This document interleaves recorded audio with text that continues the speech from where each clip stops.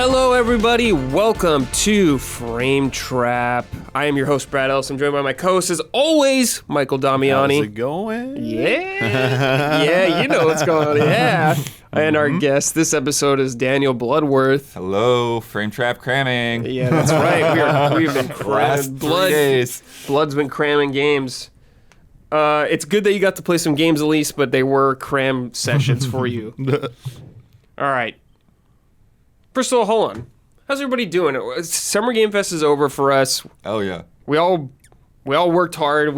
Many long days. How you guys feeling after everything? Good. Yeah. That's the thing. Is like I didn't even get to start cramming on games until Saturday because I was just still like going through things. You know, it's like, because just jamming everything up as fast as possible during the show with like, we don't need thumbnails. There's like, make sure monetization is turned on and the rest of it can get figured out later. But yeah, so like I did go through and do timestamps on everything. And then the future game show was like the hardest one because that was the one I wasn't there for. And so it was like not just doing the timestamp, but also like kind of catching up a little bit on like what Don and I were watching. And then I had to go through and like send all the coverage that we did from like almost 50 games out to PR, emailed all that stuff, and then like thumbnails for everything, and then had to like 400 something emails to clean up, and like all these review codes and stuff that come in and other preview opportunities and stuff. It's like, what is happening? Yeah. So all of you out there, if you don't know, Blood handles pretty much like all of our booking. He's talking to all the publishers and developers mostly. Blood does so much back-end stuff. He's putting everything up on YouTube. I want you right now, if you're listening or watching this, to clap. Even if you're by yourself, just clap for Bloodworth. Big shout out as always. And then Damiani had his script ready on Saturday. Yeah, I know, Damiani. Damiani also working hard, doing good work. Well, it was like, we got done, and it was like, I don't want to forget. So I can talk about it now. Yes. It's been the hardest goddamn thing is not being, but like not being able to say, I have 16, I'm playing 16, I'm reviewing 16. People are like, hard.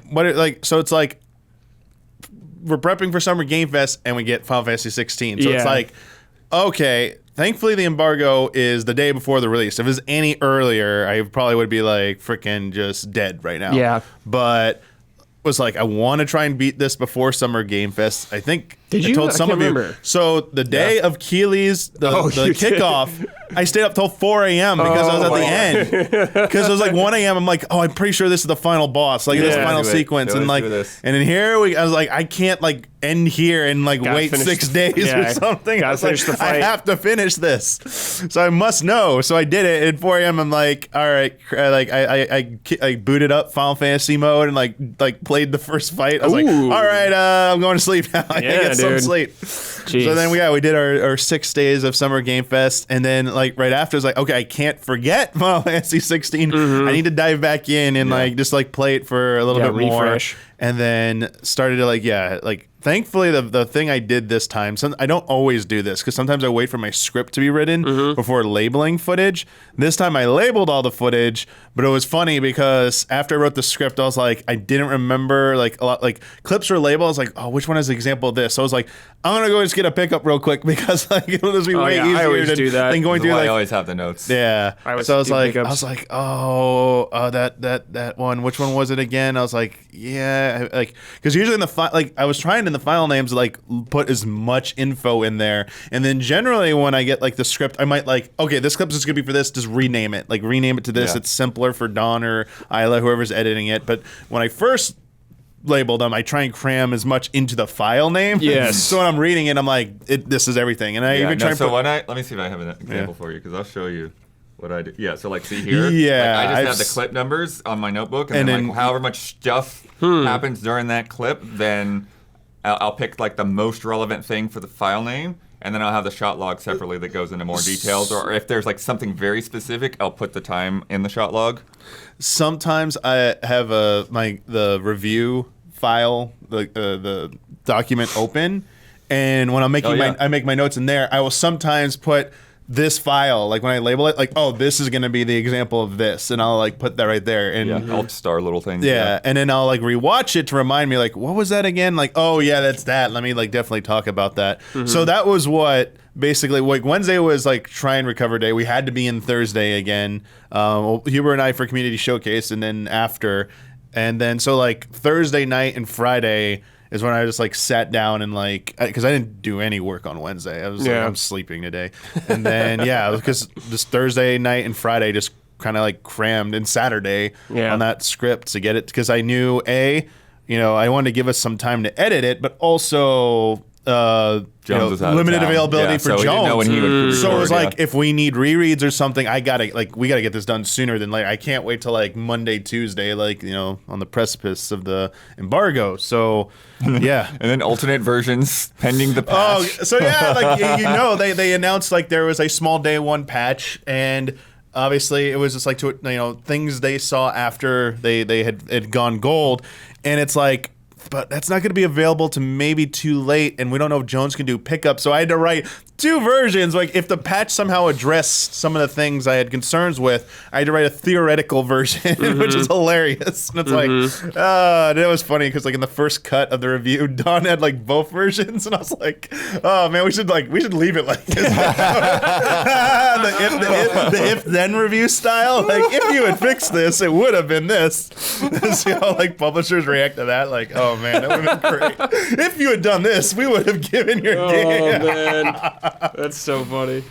Good. And then I had to get my car repaired. It was like 600 miles overdue for maintenance. My phone screen was coming off. Had to go take it to Apple Store. Oh my god! Which was a fun ordeal. Your screen was coming off? Well, I guess the battery was damaged on the inside. So it started to push I've had it too, where the batteries start pushing it out when it starts flooding. Damn. So like I made the appointment right away for Sunday. Went there and they were like, "Oh, you have a lot of phones ahead of you, so like it won't be ready till like tonight." And I'm like, I need it for like stuff. So like, can I come in first thing in the morning and like it'll be first? Like, yeah, if you come in first thing in the morning, like it's that's how it works. Okay. Came in first thing on Monday morning, which I also had my car repair. I dropped my car off at 9 a.m. Have the shuttle take me to the Apple Store. Go in there first in line, waiting for it to open. Go in there and like, oh, we have 4 phones ahead of you. I'm like, how? Like, oh, they dropped them off for overnight. I'm like, no one told me I could do that. Yeah. And I was like, wait, what? And they're like, yeah. So it's like, it's not gonna be ready for like another 2 hours. And I'm like, which is the time I would have waited the day before anyway. So you got to find a trustworthy small business, Damiani. I went to a place when this happened to me it was actually just last Christmas. It was when I was in Florida. Took it to the guy, sat there for 10 minutes while he did it.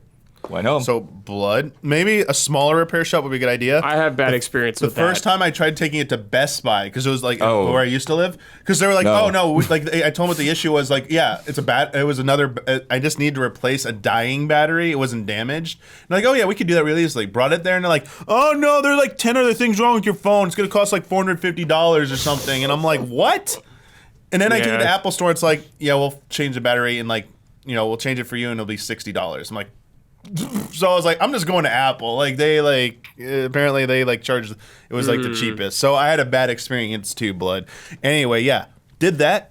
Then don't have a phone now. So I dropped it off for 2 hours, and then during that time, car dealership called me and was like, hey, we have one other repair we'd like to do, which I said yes to when I finally got a hold of them, but I didn't get my phone until 12. Told them then, maybe like, oh, all the technicians now are on lunch break. Ugh. So I got back there and then like had to wait for them to get back from lunch, and then apparently a customer who was unhappy about their service earlier got fast tracked ahead of me because like it might have been a mistake they made, so they wanted to fix it. So I didn't get out of there till like 2:30 or something, and I dropped my car off at 9. It was just the A1 Honda, like the tire rotation, the oil change, and the AC filter, the fan filter had to be like changed out. Simple things that they're like, this will take an hour at most. Yeah, never. And I was like, it always takes longer, it feels like. So yeah, I was like, damn, dude.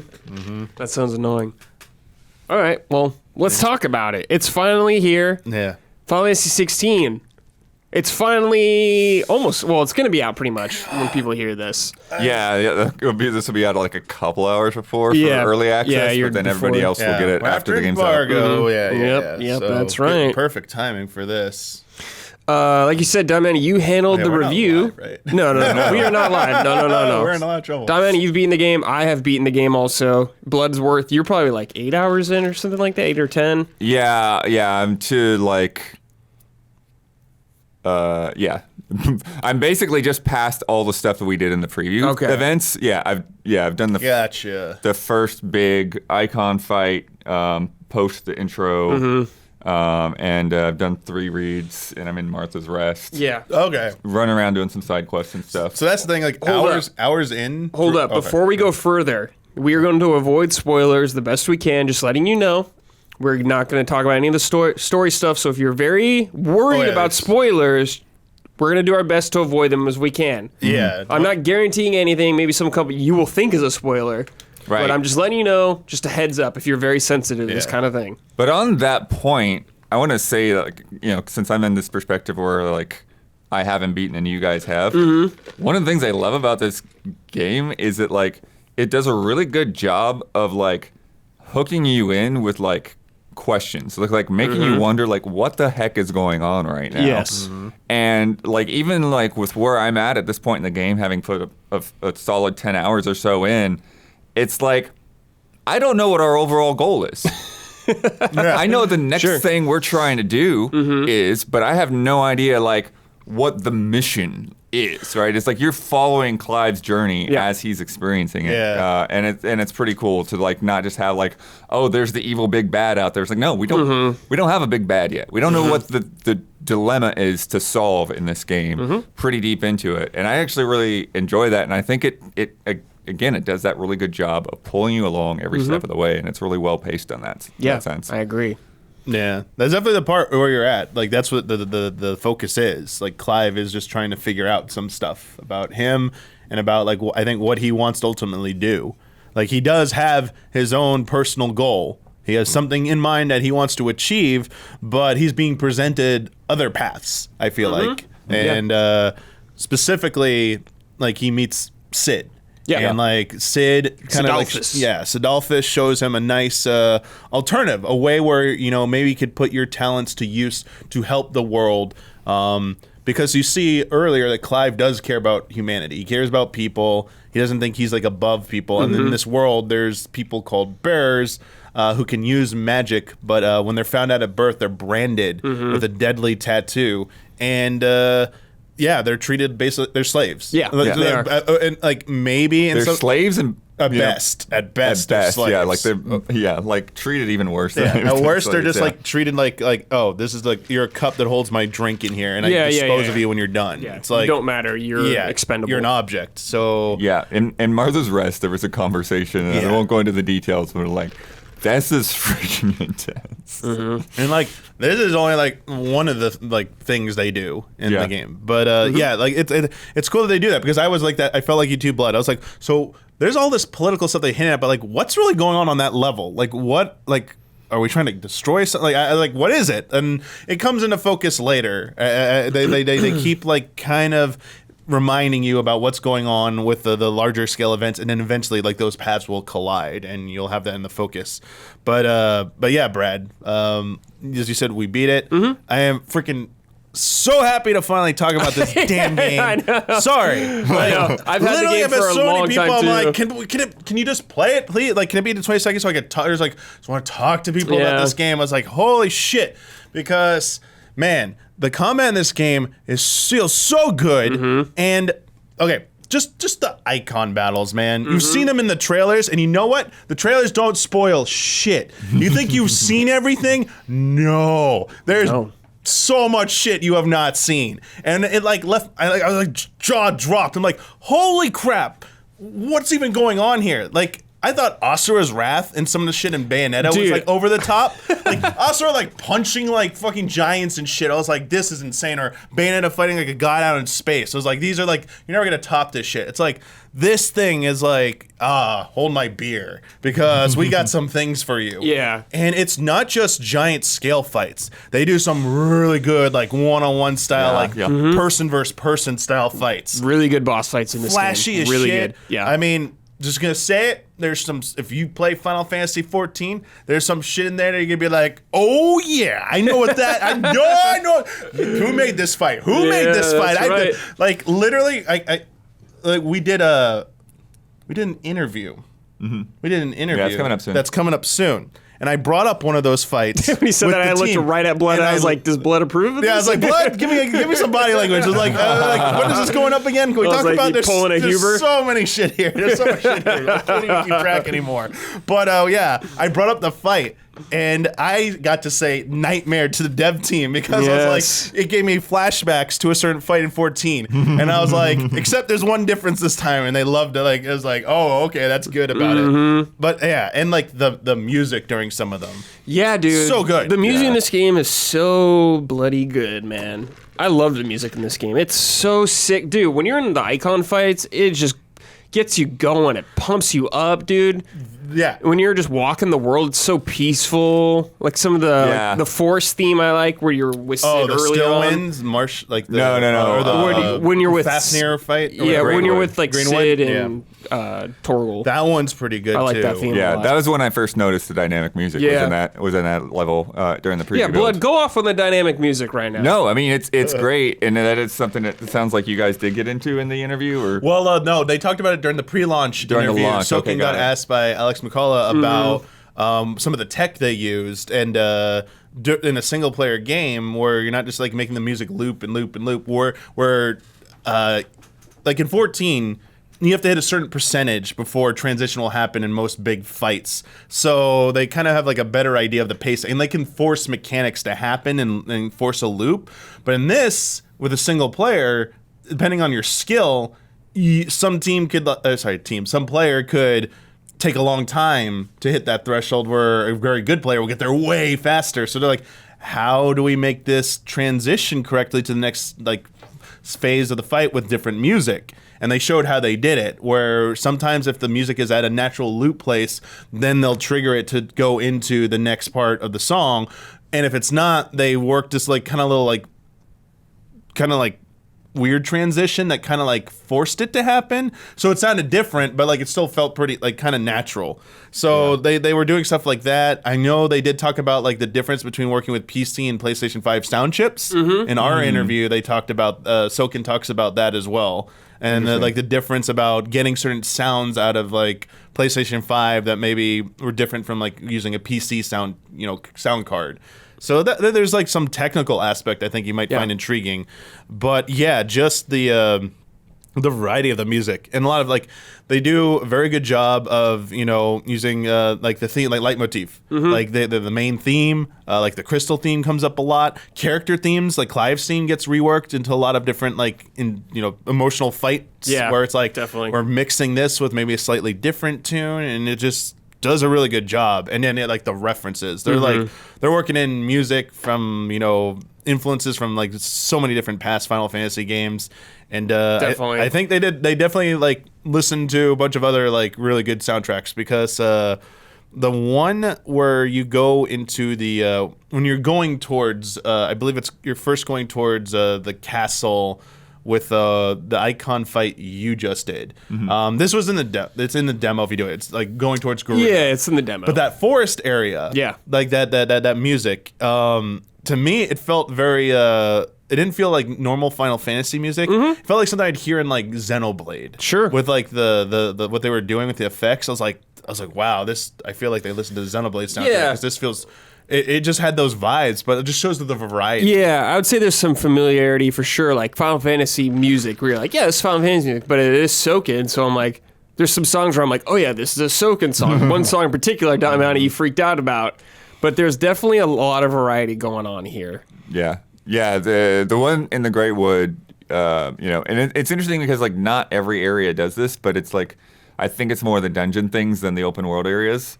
But the Great Wood, it's like it's the same song when you're in combat, but it just has the peaceful version and the combat version, and it's like, and then when it hits, it feels really good, and then all same thing when it comes down, like you feel like that come down, but you still hear the same tune going, and then like Martha's Rest and some of the other towns, just having like kind of that classic JRPG kind of. Chill town vibes, Definitely. like a guitar playing in the background or something. Yeah, or like your hub areas. I like that there's the music player. Definitely messed with that thing. The orchestrion. collect those orchestrion rolls all over the place. Pricey. Yes. I was like, do I spend my gil on this, or there's gonna be something more expensive later? I was always, the only thing I ever spent my gil on was replenishing like my potions, and my consumables, and that was pretty much it. I bought some accessories, especially later on in the game, for like certain things for your icon abilities to like enhance them. Oh yeah, I was like, I'll buy that. You can that. only buy. Yep. Yeah, we don't really get into that in the review, but there are a shit ton of accessories that you can equip. You have 3 slots. You have like the assistance ones, the rings of whatever, like timely assistance, of timely healing, or whatever, like timely dodging. The ones that will kind of like automate the process for people who might struggle a little bit. But then there's like, I want to say like at least 100 more of different ones, things that like affect like icon abilities in terms of increasing like the potency, reducing cooldowns, like there's things that just generally like increase like your air combo damage, your fatal blow damage, like the down thrust attacks or whatever, the cinematic. And you got attacks. the basics in there like attack and defense and that sort of thing. Yeah, they're all over the place. But there are a lot that are like tied specifically to like a very like specific ability towards like we're gonna you've got this like whirlwind attack. We're going to increase that by 9% damage or whatever. So if you like using that attack, throw that ring on there. And I will say that they might seem like, well, how do you like focus on all of this? And like in the general course of the game, I didn't really need to rely on those, but they have something in the game. The tablet you go to at the hub. Oh yeah. And there's might be some specific stuff in there that you might want to use that for. There's like challenges in this game that might require you to use specific builds. Dude, I had some fun with some of these challenges. I really liked this whole thing. I was like, some of the things you find out in the world, other challenges too, Damiani, where I was like, yeah, let's do these. I just gotta, okay. The hunts, like, like some of them are like just like really basic fights. Yeah. But some of those S ranks, you saw Suzuki-san and Maximilian Dude fight Atlas, an earlier S rank in the pre-launch event. There are other S ranks. Yeah, they're more insane than that. Yes, there's one in particular that like it literally was nonstop raid mechanics. So I was like, okay, here we go. And I tried fighting it like almost 18 levels below it. And I was like, this is not going well. I will come back later because one hit from one of his moves one-shot me. I was like, all right, I need more. But like it was like that's kind of like the dance with a lot of the more intense battles. Like they really like obviously character action games aren't any stranger to like projectiles being fired out or a laser's gonna hit here, get out of the way. But I think it's the fast rapid succession that some of these do. Like they'll throw out two mechanics at once where it's like here's a laser going towards you, then there's one going horizontal. It's making a cross pattern. You need to realize that and like figure out where you need to dodge. Obviously you can do the perfect dodge on almost everything in this game, which is cool. So if you're good enough, you can just stand there and just dodge out of it and be like, whatever, like this is fine. Parry a lot of stuff. Yeah, but eventually there are some things that will start throwing maybe 3 things at you at once, and it might get a little bit too hectic to like just stand there and not do anything. There's definitely moments where you're like, oh, I gotta get out of here, kind of thing. Like you gotta get back. Yeah, they definitely like. Really like the way the system is set up. It makes you really want to figure out those parries. Yeah, because it feels so good when you actually hit one off. Yeah, and everything slows down there. And it's and it's not always. Yeah, like sometimes you do it by accident, and then it's like, okay, like where is the window to get this guy? I saw one I came across last night with the turtles running around, and it's like, oh, when they charge at you, you can parry that thing, but it's like if you miss, you get hit a lot. Hard, yeah. That's very true. And one thing I think that helped make it a little bit easier to parry is the limit break. And in this game, limit break is just basically, what do they call it in God of War? Oh, it's your devil trigger. Yeah, it's devil trigger. Okay. Yeah, I haven't unlocked that yet. Yeah, you're very close to it. It should come out very soon. And in all the demos, they've had it for that part. The when thing I you just played did the in game, the demo version, it. they unlock it for you there. So, yeah, it's just a meter that fills up. You hit L3, R3 at the same time. Does a cool little animation. Clive goes nuts. And, like, you just tack faster. Like, your normal combo string is, like 1, 2, 3, 4, and then you can like follow it up with something. It's 7 hits now, and like the span of I think the same 4-hit window, and you're just faster. So like when maybe you're attacking just in general, and enemies winding up, and let's go, and you're too slow to dodge because you're attacking faster. I think it makes it easier. I definitely, when using Limit Break, was scoring parries way more easily. And I combined it with there was a specific accessory called the Berserker Ring. I used that for a while, which was like really sick for me for my play style because it does that cool little like cinematic dodge. Like normally you just look like that blue flash, but this is like this exaggerated like close camera shot over the shoulder of you where you like look like you're kind of like on fire. And then like you get like a buff where you can just go in and like do like your attacks enhanced. Yeah, and you attack faster too. It's like you had the limit break for like a couple seconds. Yeah, exactly. That's a good way of doing it. And I noticed an enemy that was doing multiple. It was gonna do like that big enemy with a big club, like a big troll enemy. It's gonna swing the club 3 times. If I dodged the first one and then just started attacking, it always like parried on the second hit, no matter what. And I was like, oh, so there are ways I think this like as you get familiar with it and you start using certain accessories that kind of tailor to your playstyle. Yeah. Well, that's the training mode is really good with that stuff too. Even though like you're pretty limited to like which enemies they put in there, but yeah, what I really liked was they have like an option in there to like basically show when to use the magic burst, and that made me understand like the timing so much better as to like how quick that is to like throw the bursts in there between your magic burst swings. is so fun, dude. Yeah, it's really good. I just realized that putting up that timing window is kind of like a third-party tool in 14 that shows you how to slide cast. Yeah, maybe. I've seen some people use that, but this is trading mode, so it's okay to use it in trading mode. But yeah, no, that's very helpful because I know for a little while I was hitting it way too soon. Right. Like I was hitting it like 4th hit and then hitting it. It's like that's too fast, so nothing would come out. I'm like, where's my magic burst to like knock them back? And had to practice a little bit. And I was like, oh, it's a little bit later.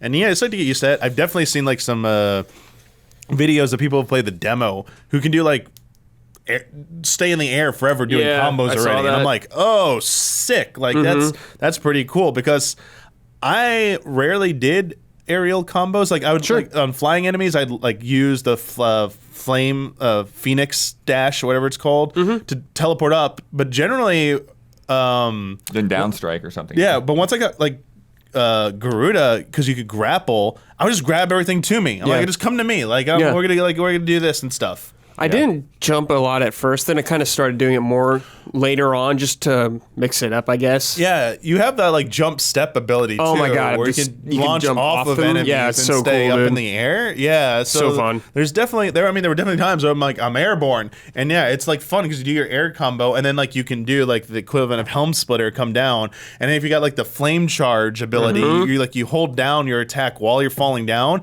it'll be charged and ready, and you just immediately fall up with that big overhead smash, and they go flying, and then like you can teleport them, but like it's great when you knock them over. It's like dash to them, do that big like the Punisher attack. It's really nice, and then just dash over to another enemy. It's very fluid, very fast paced. I also think it's like with Garuda's grab, it's like it's almost rude. It's like you knock a guy over and then you grab him and start pull him down. Yeah. Well, yeah, like that was the best thing. Each of the icons, I mean, they have their like cooldown abilities, but they have a specific unique ability that like your circle button becomes. And for Garuda, it's a grapple, but when an enemy gets to its 50% stagger, its first thing, you can bring them to the ground. Yeah, like, the big guys. Because big guys, you can't pull them towards you. It'll just launch you kind of in the air. But little guys, you can. But yeah, it is really sick pulling guys down. Or like bosses. Wait, I'll just say, there's like mini giant dragons. Yeah. Well, first one I came across, like, wait, I could pull a giant dragon down? I was like, okay, this is pretty cool. I like this. I mean, you get other ones that are like cool later. Like Titan is the shield one. You already have your parry, but you can do a perfect shield as well. And like it opens up an enemy to a punish as well. So it's not just for which is really sick. You can hold it to kind of be safe, but you can like do it perfect. I mean, the pre-launch Suzuki-san showed off like doing that perfect. I was like, I didn't know you could perfect with that. I was like, wait a second. But then he used Heat Wave, which is it cancels projectiles, and if you do that slash hits a projectile, it then fires out like 3 or 4 waves after that. 4, I think, or at least when it's max upgrade. It opens up to a counter too that you could follow up with. That's not there if you didn't do it correctly. And I was like, oh man, there are these really unique windows I wasn't fully aware of, or like more high-level combo strings. Yeah, like, there's insane. definitely a lot of that going through the game where you're like, oh, I didn't know I could do that kind of thing like that, or just discovering small little things like that to just add a lot of depth.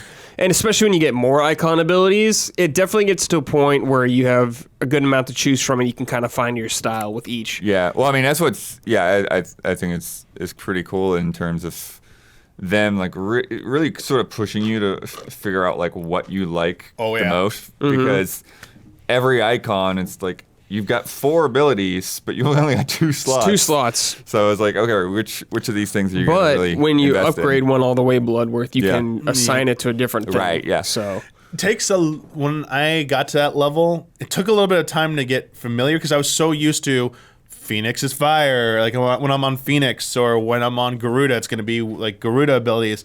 Now, there might be a different icon ability there. So like you have like a little icon in the bottom right that shows you your 6 things. It's really hard to see. Like if there is one like small thing that coming from playing 14 and this team being responsible for 14 is that there really is no like HUD UI not a lot of HUD UI customization, like being able to move things. People are talking about button mapping and stuff too. But like no real button mapping.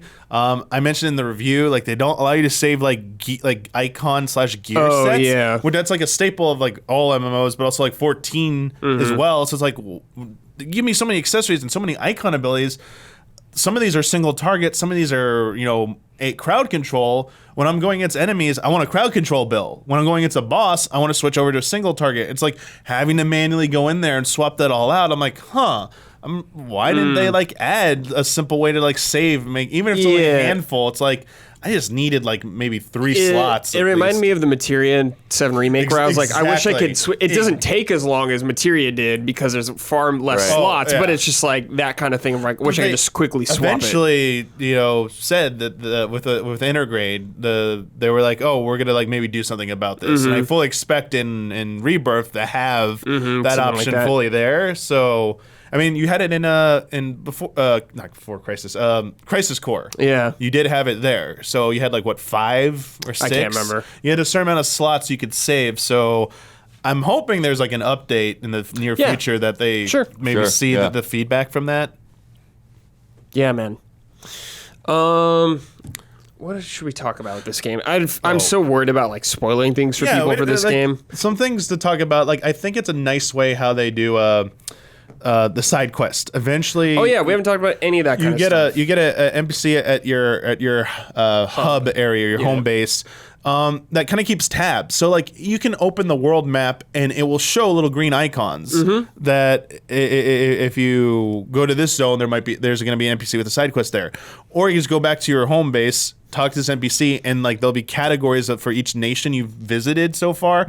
Like here are the active side quests, and it will just instantly teleport you to the nearest teleport location you have right there. So they're really streamlining it.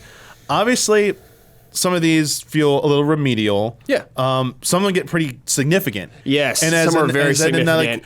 You will do a part of it. They're multi-part, but you can only do one part of that part of the story. You progress in the story, you come back later, the next part of that opens. And don't skip those. Yeah, they're for the major NPCs. Yeah, don't skip those. And they add so much more world building, and they're really good. But doing all of these,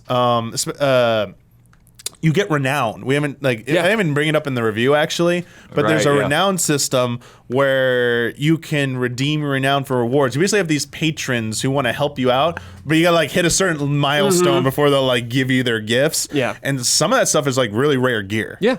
Rare gear, some rare crafting materials. They gave me like an extra slot for something. I forget what it was. Like one of the first ones. So you can get. There's also side quests that will let you expand your inventory. How much of a consumable you can carry. So like I think you start with 3 potions. You can expand that up to I think 2 times, and then you can expand how much their potency as well. So like healing Right. eyes will heal you for more. Certain things like it's already in there. Stone skin tonic will give you defense. It'll extend the duration of that. Yeah, and there is something with renown that yeah, I think it's the pops up third one of accessory those. slot. Don't you have to get 2 at first, or you No, have you have 3 at three? first. What is the thing they unlock? I forget what I it don't was. remember. I forget what they unlock, but there's something else that unlocks too. It was so early on that I did it. But yeah, but also like there's a crafting forging system. There definitely is not a lot of like, you're not overwhelmed by the primary gear, like your sword, and then your like your necklace and your bracelet. Kind of interesting choices. That It's like a belt. Almost, or too. belt or and something. Yeah, you have a bracelet. belt and then a wrist guard. Yeah. Belt and wrist guards. I feel like that at any point after, like around where blood is, I think, or a little after where blood is, there'll be a point where I feel like there's 2 viable options you can always get. One that's kind of like just there, you can buy, and then it has like 2 upgradable levels. And then there's something a little bit more challenging that if you go do side quests or maybe go do some hunts and you get the right materials, you can craft something even better. And I kind of like that because it felt encouraging enough. Like, I want the better sword. I want to go out and do some the work. stuff. Yeah, you should get better equipment. Definitely. Yeah. And yeah, I didn't feel like I was rolling in gil till like maybe towards like the latter half of the game. Sure, yeah. Yeah. And I was very, very stingy with it. Well, I did get, like, I don't want to go too deep into the spoiler of it, but I did get like a specific like unique weapon after one of the boss fights recently. Yeah.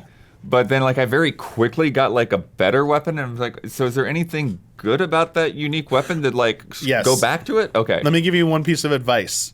If you're familiar with MMOs and colors of weapons, if it is blue, purple, if it's blue or purple, you should probably hold on to it. Oh, they won't even let you sell it. Yeah. They won't even. Okay, it wasn't good. even a sell Yeah. option. Yeah. I didn't try to. Like, I didn't Don't make that. sell. I didn't try to. And then like something happened. Like you could use that as a base for something else. And I assumed you could sell it. So they'll let you sell it. Then never mind, you're good. But like, don't forget every so often to go back to the blacksmith and check, because it will.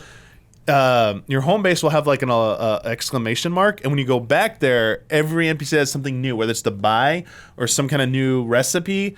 Look for those. Like, constantly be checking for those, because it's worth your time. Yeah, and the teleport system makes it really, really easy, which is why I think it was funny when they're like doing all these goodbyes to everybody. I'm like, I'll be back here in a second. Yeah. I'm sorry. Yeah. I feel like the last thing I want to say, we talked about like a lot of stuff. What I want to say is like, I know the demo and some of the previews talked about like environments. It is a little bit of a bummer. Like, you can't just like go anywhere, literally anywhere. Like, there's like bodies of water you can't swim across. Right. And it looks like you could jump over something and you can't. And it's like, okay, like that. I wish I could just go over here. But in terms of like the layouts of the zones, like you were in like 3 reeds or going towards Martha's Rest. Like, I thought that was going to be like the extent of that area and maybe like one little smaller part. But like, I was continually impressed by, as you progress in story, how much more they add to those, like how much more is explorable. And they'll start teasing, because they'll put like red, like the no symbol thing on certain paths. I'm like, oh, I'm going to come here later. And you might think it's like a tiny thing, but like it's whole chunks of environments that are just like locked off until later. And once you get to like the late game, when everything's kind of like open, it's pretty decent These size. areas when they're connected are very large. I get it. And I think that like even up to 3 reads, most of the areas, even the like wider areas, feel fairly small. Like, because you know me, like I'm usually like really slow to move through the thing because I like check everything, and so like so far like that hasn't even been an issue, because like I've checked everything and I'm just still moving along. So yeah, 3 reads is kind of like the first area where like you look out from Martha's Rest and like, oh, I can see a lot of space here that you're gonna be able to check out. I saw initially people compare like Final Fantasy X, and it's like 10's way more linear, and then they're like, oh, it's like the Calmlands. Like, Calmlands is not that big if you go back and like, and it's like, it's just like an open, kind of big open nothingness. Like, it's just like it was cool for its time. And even like Final Fantasy VII Remake, I think these environments are much bigger than what you see in Final Fantasy VII Remake. They are. Yeah, definitely. And I think it's a good balance. It's not open world. It's not like any individual part is massive, but when you combine everything together, there's a lot there to explore. Yeah. And I get like they might seem empty at first, but few things to consider. Hunt marks keep popping up, and they won't be there initially, and you want to like go like you might want to keep note of like, oh, there's this like random path over here. What's this? Excuse me. Some quest will send you over there. There are definitely treasure chests that have gear. Some have orchestrion rolls, so if you want that music track, it might be hidden there for sure. And then like some of them just like have like just. You might miss like a ruins of a town or something, and it's like there might be a little bit of like side lore. Like there'll be like the little magnifying glass. Like you go up to like a desk and there's a book there, and it's like, oh, you get to find out what happened to this abandoned like little village or something. So they added enough there, I think. I mean, it's not freaking Zelda. No, like hidden no, caves. no, I'm gonna go. Oh, there's no, mysterious cave not down even there. close. It's like it's not like that. But thinking of most Final Fantasy, like I think of 15. And I didn't feel a lot of incentive to explore that overworld in that game. And that's an open world game. That to me felt more boring than this. This felt very handcrafted and unique. And even if there's like nothing to like, there's no treasure here, no enemy to fight, there are landmarks there that like add to the like personality of the world. And I feel like it's lived in. Yeah. Well, not too long before this, there's a place called like King's Falls. And I was just like, this freaking is gorgeous. Like, yeah. There's like the actual like waterfalls and stuff running off of there, and like the kind of like, you know, like a little bit of like older decayed woods and forests and stuff there. And it's like there's several other forest areas before that, but it still stands out. You know, it's like it's hard to describe, but it's different. You know? Definitely. Yeah. I do talking about gear that like I do kind of miss that at least so far, like. There haven't been like any kind of like armor sets or any of those kind of changes. No, it seems to be like very like specifically story focused. Yeah, like, it's just your weapon change. that changes. Yeah, they don't have that, and like, well, there are remnants of it. There's not like really like the Final Fantasy job system. No, like you have everyone kind of like plays the same. You'll encounter enemies that are tropes. Of like you've seen in the demo, the dragoon. The dragoon does dragoon moves. There might be a few other enemies. There's like a ninja that. in the demo. Yeah, okay. The ninjas in the demo, they do ninja abilities. So there might be one or two more of that type of thing. Where it's like, oh yeah, they didn't forget about like Final Fantasy jobs. But yeah. It's not like you're going to see like a white mage walking around with the white and red robes That's that true. often. You don't see that, but you do see enemies that use like certain abilities. Like you'll recognize stuff. Protects in there. Definitely. Here, the enemies you saw, the enemies that heal. Like they worked in enough. I feel like, but I could definitely see some veterans wanting like maybe a little bit more. But I think what's there is really good and works. And you know, maybe they get another crack at like maybe 17. You know, maybe they push a little further next time. We'll have to see. I will say that the second dragoon you fight, that's the first thing that actually did me in. It's the first time I got a game over. That's funny. But I was also getting to that point where it's like we were saying, it's like really wanting that parry, and it's like, all right, I'm gonna mess with this guy a little bit, and like take some hits to try to figure it out. Yeah. And then especially like once I got that first game over, then it was almost like the shackles were off, and like, oh, yeah, just keep killing me. Gathering data, downloaded. Let's getting ready to raid, baby. Like learn the patterns. Here we go. We gotta get them in raiding now. Let's go, blood. I mean, yeah, you got raiding. I don't know if you got to. I think you've done. Have you done one yet? Like there are like more instance type environments that you could call them like pseudo dungeons, but there are definitely environments that are like just straight up are dungeons. Yeah. And I kind of like appreciated that. Yeah, I really like going through them. The only thing I wish is maybe they're a little more complex. So like I don't know if it's a big deal for most people or anything like that. I wish there was kind of like I know the complaint. a light puzzle element. That's somewhat. Literally, people are gonna be like, "Where are the puzzles? Like, where are the puzzles here?" Like, I haven't played like a lot of the other Final Fantasies in a long time. I'm like, does it really need it? I don't know. Well, they don't have they usually don't have much in the way. They of don't puzzles. have the cloister of trial stuff like in Final Fantasy X. I think that is. I haven't played 10 in Final forever. Fantasy X is the one I think that went the most heavy on puzzle dungeon elements, and I think they have not gone back to that for a specific reason because I think people got a little annoyed with like how many there were and how it felt like it kind of dragged on. Yeah. A lot of people just end up looking up the guides, like, okay, how do I especially like the last one, Bavel or whatever, or it was like the moving platform, like the escalator looking things. It was like, oh gosh, this one sucks.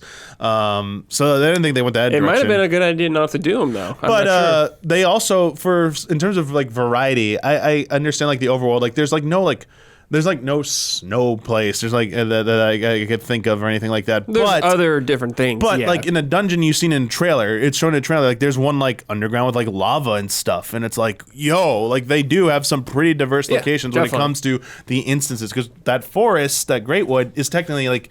I think that one is an instance because like, you don't naturally go through that one when you're walking. One of them you do, but one of them you don't. It's like you have to... I don't think you go through that one. Yeah, that one you don't go through again. You would have to go through the stage replay that's back at the hub. So I appreciate some of those. Those I feel you might find a little bit more unique. Unique feeling in terms of like the environment variety because they are segmented off. So I think they were able to like do a little bit more in those, and they look way more flashy and cool. Yeah. Visually, the game looks really good. I would say really good. Like some of like the cutscenes or like when characters are just talking, the visual quality is like pretty insane. You can definitely tell it's like a 14 engine kind of thing. Yeah. I don't think it's a bad thing, but I can like tell. But I guess the biggest problem what we have with the game, Damiani, is just kind of the frame rate and performance of it. So there is fidelity or like graphics mode, which is 30 and 4K, I believe. It seems to run good from what I messed with it and very stable. We played on performance mode most of the time, which it's one of these 60. things where it's like, like I see you guys, Digital Foundry and stuff, like, I recommend graphics mode because it's more consistent. And like, I put the graphics mode on for 5 minutes or so. I was like, no, I'm going back to performance. Like, even if it's fluctuating, it's like, it's still usually higher than the graphics mode. But you're not playing on a 4K monitor with like HDR and all that stuff. You're playing on 1080p, right? Yeah. So like, you're not going to get anything out of that. So it doesn't matter for you.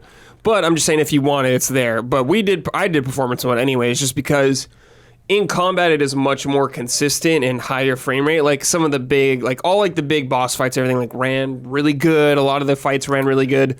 But when you're going throughout the game, you're walking around, you will notice it in some area, or kind of often, like towns, like you will see it. Yeah. It doesn't like go below 30 from what I can tell at all, but it definitely like goes into the 40s or something like that. It's just that initial, I think it's like the initial dip because like you're running near 60 and then you approach something and it is like does that like you big dip. You can notice it. And it's like, oh, it's running really slow right now, but like it's still above 30 or at least 30. And then you kind of leave that environment and it like kicks back up and it's like, oh yeah, it's a little like jarring. And another thing they do, I think that kind of contributes to that, like the back and forth, is there are definitely some cutscenes. I don't think they're necessarily pre-rendered, but they only run at 30. It's the ones where you can't advance text. Like if you hit the X button, you'll advance text. But like these are ones where you can't. The only way is to hold triangle to skip. Yeah, these are like full like they seem like crucial cutscenes. They're intended. They don't want. I think they did it because they don't want you to accidentally advance the text.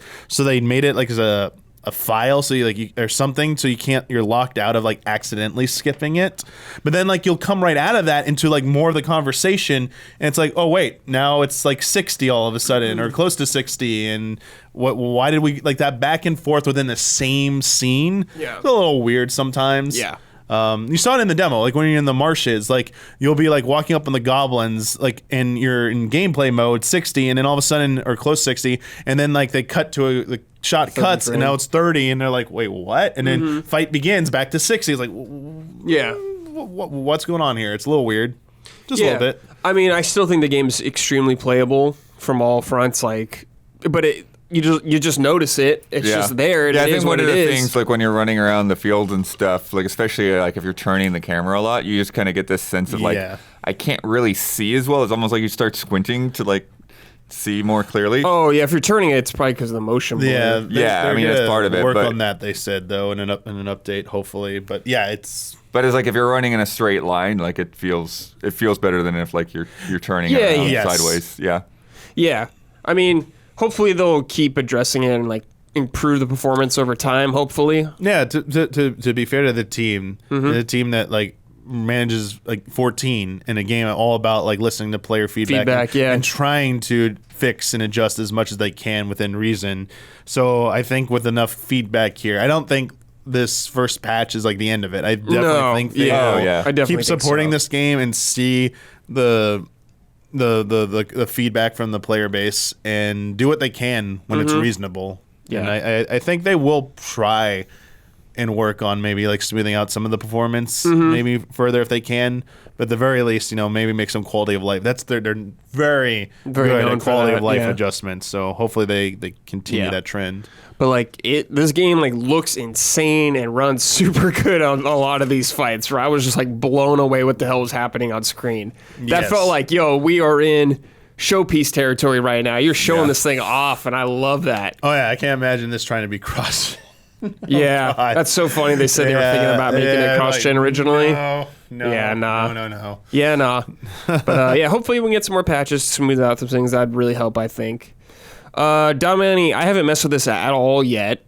You don't have to get too much into it, but the Final Fantasy mode. I really like the idea of this. 7 Remake kind of did this where you unlock a hard mode after it. Yeah. It's Final Fantasy mode. You carry over everything from your previous file. You also have like the stage replay and arcade stuff. Yeah, you can do that. You get, like access to like right after. Yeah, right after if you want to get scores and stuff with leaderboards. Yeah, they have that. They have like there's a score one of them is for getting a high score to compete against other people. That's arcade mode. Stage replays, this is a great thing. If you missed a treasure chest, there's a trophy that you think this area might be easier to try and get the trophy there. You can go back and do it as many times as you want. Is that the only way to do the bosses of those areas too? Is you have to run that full level again? So I would say the stage replay is the fastest way because you're not level capped. It sends you at your current level. So if you're like over level, you're just gonna roll through everything. If you just want to experience the fight again, arcade mode will put you. It's like 14 eye level sync. You're gonna be synced to us. You can only go your level can only go so high, and they'll cap you. I think you have specific gear, maybe. Yeah, and there's some restrictions placed on that because there is a high score competitive mode. The leaderboard thing. And then there's a final thing, which are specific trials. And once you complete the first of those, there's a harder version of those that become available. And in the Final Fantasy mode, there's an even harder version of those, which is ridiculous. Those trials are fun. That is I think they're called Ultimatium. Yeah. That's how you pronounce it. That sounds right. That is the hardest thing in the game. That is straight up. And that's where you're going to need to bring those. Remember those icon-specific things? Yeah. Because they're icon-specific challenges. You're going to need that shit. You are 100% going to need that, or you have no hope of doing those. Well, maybe the best players out there will show that that's not necessary, but like for most people, you're going to need those benefits to get through. Final Fantasy mode just raises the level cap. I apologize. I only hit level 49 in my playthrough. It's like 120,000 experience to get to the next level, and even there's like I have an EXP like bonus accessory I'm using right now, and even that like I can get only maybe like 2,000-3,000 from like the highest level fight now. Yeah, I did not hit level. So I don't feel like grinding out. I think 50 might be the cap. I want to say it is. I would guess 50 is cap, but Final Fantasy mode raises it to 100. Okay. And the other thing it does is enemies just have more HP, I believe. I redid one of the first early kind of fights against the Shiva dominant fight. It's one of the first fights. It took much longer that time.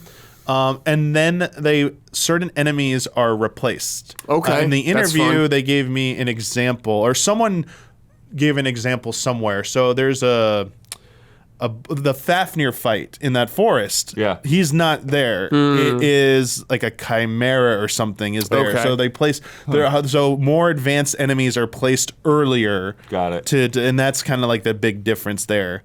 So that's and then there's more gear.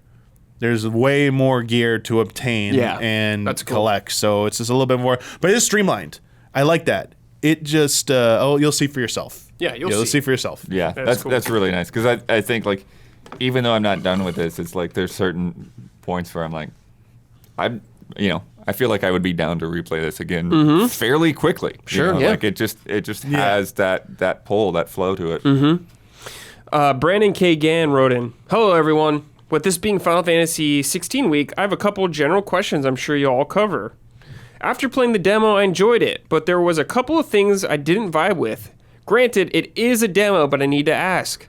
With a yes sir / no answer without going into any spoilers, does the story deliver overall? I actually didn't like how the demo ended, and I'm hoping there's more depth to the issue I have with it." Hoping there's more what? Depth. A depth or death? Depth. Okay. To the issue There's a lot more depth, for sure. You get a lot of depth in this game. I mean, it's hard to answer because I don't know what your issue with I don't know what he's getting at, but I think I might. But at the same time, it's like, it's not the if it's what I think, it's like it's not the focus. It's absolutely not the focus. So, story delivers. Yes, I would say yes. Yeah. Yeah. I think the character stories can be the most interesting. I think the stories tied to the different regions of the twins. It's called the world Valistia. This can be very interesting and good. I definitely know there's some stuff in the story that's simple, dude. Yeah. No, I'm not spoiling it, Okay. but there's some stuff that's probably gonna rub people the wrong way. There's some problematic stuff in the game. It's just there, and it's up to you to judge it and stuff. But at the same time, there's a lot of really good stuff in here too. Does the combat get even more complex? I found myself a touch overwhelmed about all the different icon options with their unique mechanics, and often I found myself forgetting about an ability or two, or not getting the timing of my combos right. I know there are timely accessories, but they felt restraining when I tried them out. And if there is even more to it, I'm worried I'm going to struggle when it comes to fighting. Thanks for taking this submission. If you do, I'm super excited to hear your thoughts on the full game, both on this episode and the review proper. Stay easy, fellow allies. So, in terms of being overwhelmed, the game does not... So I'm assuming you're talking about the second demo thing that you unlock after you beat the main demo, where you have 3 abilities with you. You don't get 3 right away. The game eases you into all of these, and you get a good amount of time with all of them before other ones are introduced. So whenever I got a new one, you're almost on the border of getting bored with the things that you have before the next thing gets introduced. You'll feel pretty confident with your tools when you get a new one. You'll have plenty of time, so fear not. Yeah, and they're smart in what they give you at first too. I think everyone gets a single target and kind of like an AOE type thing. Yeah. Mostly, I think each icon only starts with 3 things you can even equip. Yeah, the other ones you have to unlock. You have to unlock the 4th one. Yeah, so they give you what you want to focus on, and obviously, as you said, they do a good job. My advice would be, once you get a new icon suite, stick with that. Don't keep toggling in real time. Don't worry about toggling back and forth. Stick with that suite, get used to it, what it's doing and understanding it, and then go from there. Don't try and play the game as you think it needs to be played. Just play it at your own pace. I also really focused in on the main set of the universal set of melee attacks and stuff first. Yep, I did too. Rather than worrying about upgrading the icon stuff. Because really, those are your basic mechanics that you really want to get down. And I think the training area helps there a ton. And like we're saying, it ramps up a lot better than just jumping into that second half of what was in the demo, it sounds like. Yeah, but that's 16, I guess, unless you guys have any more thoughts. Really good game. I'm really curious to see what people think when they get their hands on it. Yeah, I was pretty sure that the demo was going to do what it did. Yeah. It's once people actually played that demo, they understood. What? Yeah. I think when people actually start playing, they'll understand a lot more. But yeah, I think it's one of the best Final Fantasies in a long time, single player. And I think you agree too, Damiani. Final Fantasy feels like it's in good hands right now. So yeah, good job, Square Enix, on this one. Okay, next game, Bloodworth. Let's talk about Diablo 4. Yeah. I did not expect you to play Diablo. Blood in Diablo. Yeah. Wow. Yeah, because the only other one I played was 3, and I only played it for a little bit when it first came out. So all the things that they improved and stuff. Right. I don't even know how much time I put into it. I could have potentially put more time into 4 now than I've actually put into 3. Mm-hmm. Yeah. So got into it this weekend, and it's a real I don't know, it's kind of like a lizard brain kind of game. Just I don't feel like I'm amazed at any point of anything that I'm doing, but then it's while I'm playing it, I don't want to stop playing it. Yeah, it's I had Final Fantasy queued up next, but it's I wanted to put a good amount of time in Diablo, but then I just keep playing, there's a quest over here, and like go over there, and then like there's another quest, and go over to do this, and upgrade this, or upgrade that, and so it's like in just like a little over a day, I got up to like level 19 or whatever. Nice. What class did you pick? I picked Sorcerer. Cool. I got a guy named Seamus, doing a lot of chain lightning, and got that like when everyone gets in close, just like freeze them and smash them. Sick. Yeah, and it's like it's a game where you just go around wrecking stuff. Yeah, lots of combat. Because I think that's like the one of the bigger differences between the two in terms of combat styles is like your dodge is like on a cooldown. You know, it's like you don't dodge a lot. You're just like you just wreck things. It's like more of a escape tool almost that you do. Yeah, you usually just annihilate everything. Usually. Later on, of course, in other difficulties, you will get annihilated if you're not careful. Yeah, but it's just interesting to like think about that in terms of like how like your defensiveness is not even really that much of a thing. No, it's all offense pretty much, mostly. Yeah, and then just playing with the different skills. There are I guess I've like just got to play around with like trying skills and then respecking and trying other skills because there's just so many skills so quick that I'm like right away I was like, all right, you know what? I'm just gonna like beef up this thing that I like rather than worrying about like acquiring 100 different skills because there's so many that they give you options for. Yeah, just play how you want to play, I guess. And I also thought it was really interesting how in the beginning they really like lock you down. So like that bar is pretty much locked off like most of your skills until you're like level 7 or something like that, maybe level 8. So I thought that was a really good way. They definitely try to ease like, you in more in this game. Yeah. What do you think of the world, Blood? How do you like it? I mean, and I guess the presentation of it and everything, the story. Yeah, no, it looks really good. Like you don't tend to get that much detail in this kind of isometric top-down games, and so just like even like wandering around through the snow at the beginning, there's a lot of detail there, and and then the bodies kind of stick around for a good while. It is like. It's interesting getting used to other people being out there questing and stuff at the same time as you are, even though like you're on a pretty defined story path. Yeah, I haven't played with anybody. Yeah, there's like events out in the world you can like team up with people to do, like world bosses, I guess, like that. But the story is very much focused like on you. Yeah, it's just kind of a bonus, I guess, that they're out there. But so. All the dungeons, have you gone done the optionals dungeons and stuff like that? There's just so much stuff to do in this game. Yeah, there's that's so the thing much. Is like I got to kind of like the bigger town, the first bigger town, and then pretty much like right away I saw that there was like something for my character like way back, like right back at the beginning. It's like okay, like I'll go back there, and then there's like some other quest guy that was kind of in that area as well. Lots of quests, lots of optional like dungeons. There's like your whole reputation system they unlock stuff with.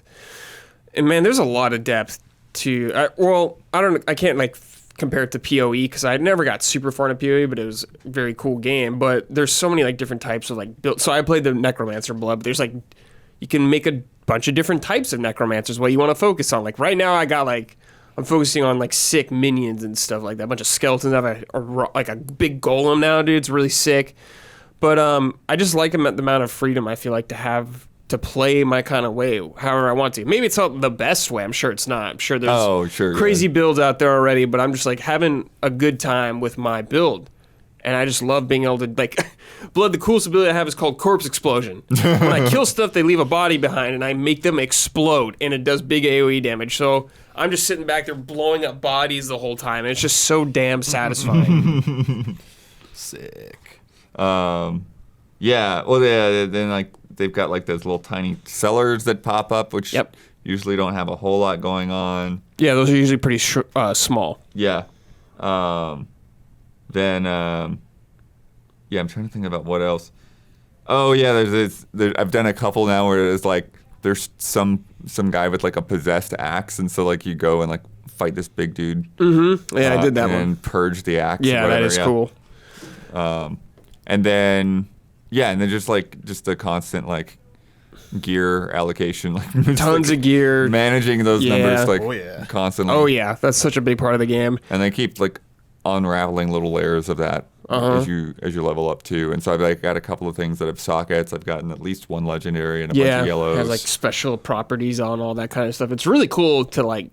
It is, if you want to like grind for like loot for specific things to help your character. It's really sick. It is nice that it seems to be like, I don't know, maybe it's got to be. It feels like it's like paying attention to what you're using because then like I get this legendary and it's like, oh, this boosts the ability you're using the most. It's like, okay, cool. I've definitely gotten legendaries where it's like nothing I'm using. Right. Yeah, and I've come across like weapons that are like for other classes and stuff too. Yeah. It's so hard to like for me to judge this game because a lot of this game is just about end game and like what all that's like. All of like the post game stuff that people do, that's like where the real Diablo begins kind of thing. And I would like to get to it, but I haven't played as much because I was playing 16. But I'm really enjoying myself with this game. I haven't had the itch as much as I thought right now to like grind through it. But I wonder if that's just because of the breaks I've been taking and it's maybe a little unfair to the game. But I think the game is really good and I really like it. And I think it's a good step. It feels like a win right now for Blizzard. I don't know how things will evolve as it goes on. But I'm like, yeah, Diablo 4 seems pretty good so far. It seems accessible enough for people who don't play any ARPG to hop into. Like when I played PoE, it felt way more intimidating when I first hopped into, especially when I looked at that skill tree. Good Lord, I don't know if you've ever seen that PoE skill tree, but holy jeez. And I know there's the whole Paragon board, but I haven't really looked at all that in Diablo, but it feels like a nice entry level. Yeah. For sure. Yeah, and then... Yeah, and like I said, like the little layers. Like I got, what I think was cool is like I got a gear that just like gave me an ability without having to spend skill points. So it's like try before you buy kind of thing. Sick, it's like, oh, here's some teleport boots. I'm like, teleport boots? Okay. Yeah, you just get that ability. That's really fun. And then the enchantment slot is interesting too, to where it's like you take one of your abilities, you put it in this slot, and then it does something kind of different than it usually does. Yeah, it's randomized, right? I think. Yeah, well, it very much depends on the ability, what it does.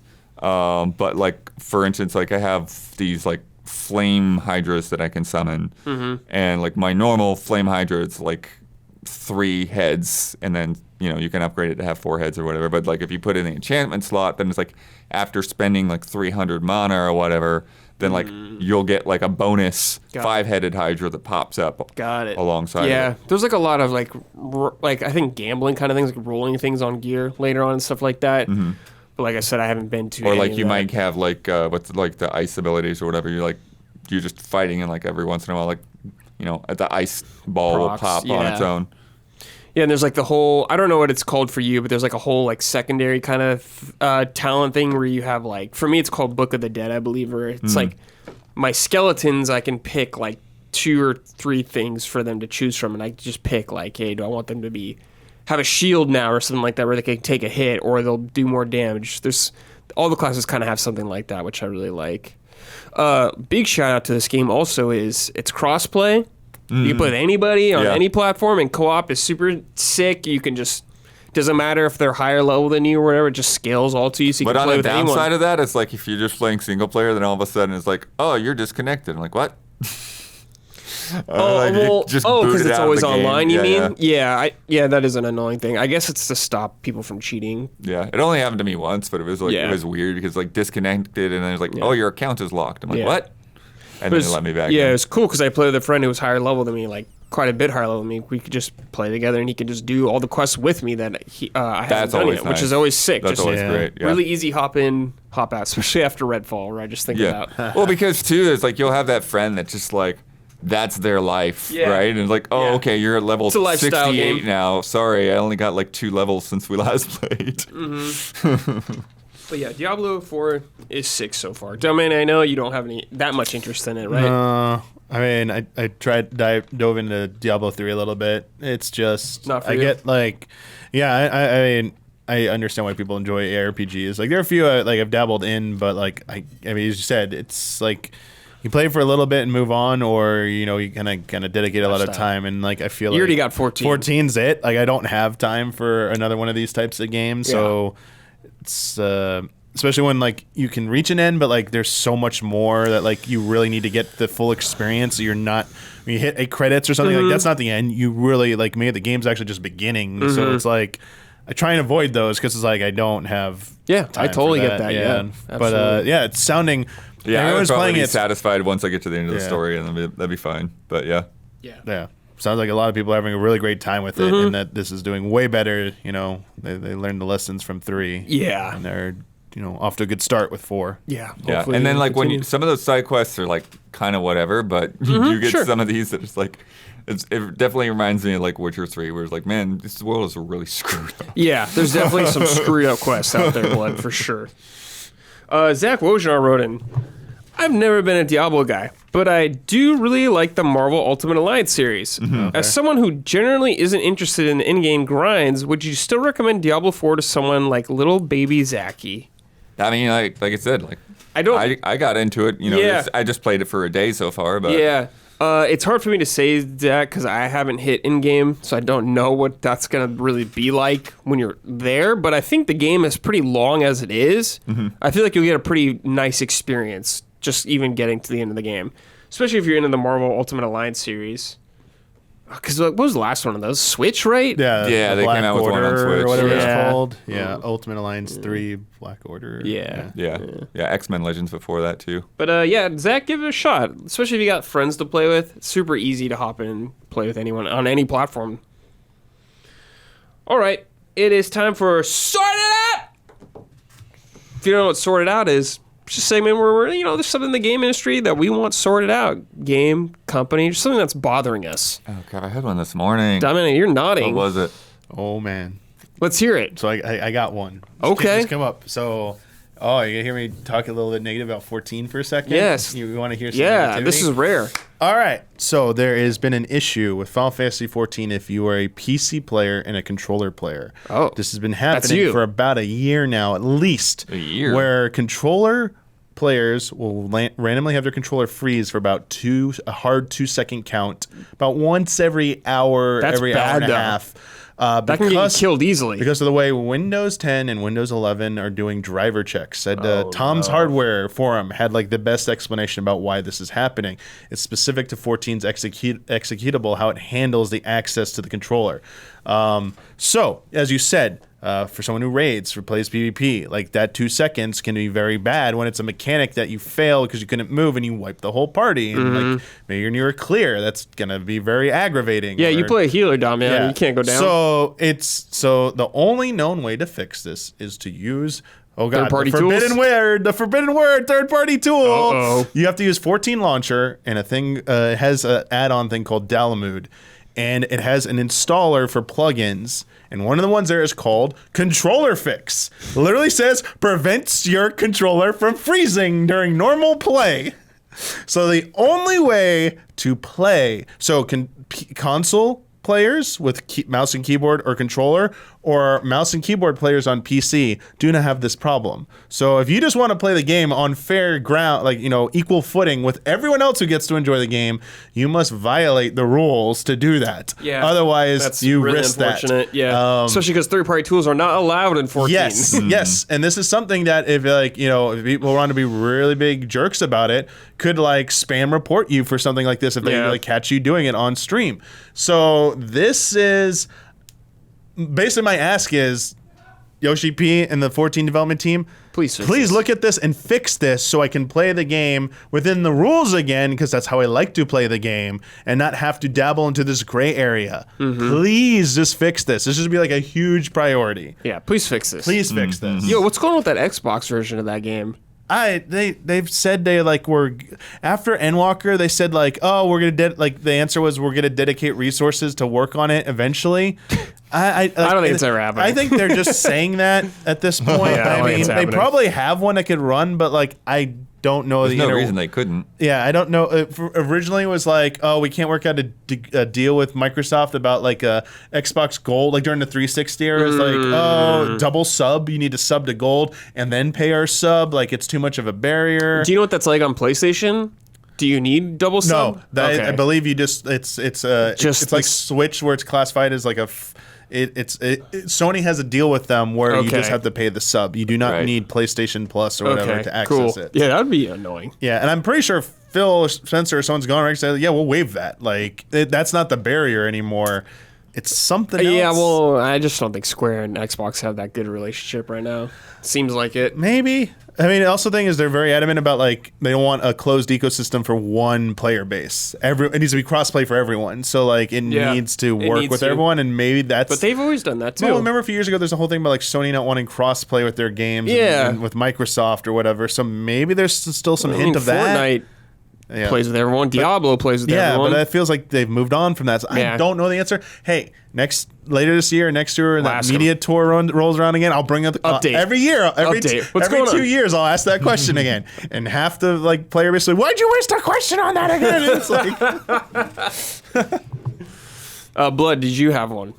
Yeah, just this whatever's going on with Atlas with these freaking platform announcements. Oh, like announcing them later? Yeah, like I understand that like in the Xbox conference, they don't want you to say all the other platforms, but then like when you put your press release out, just tell people all the other platforms it's on.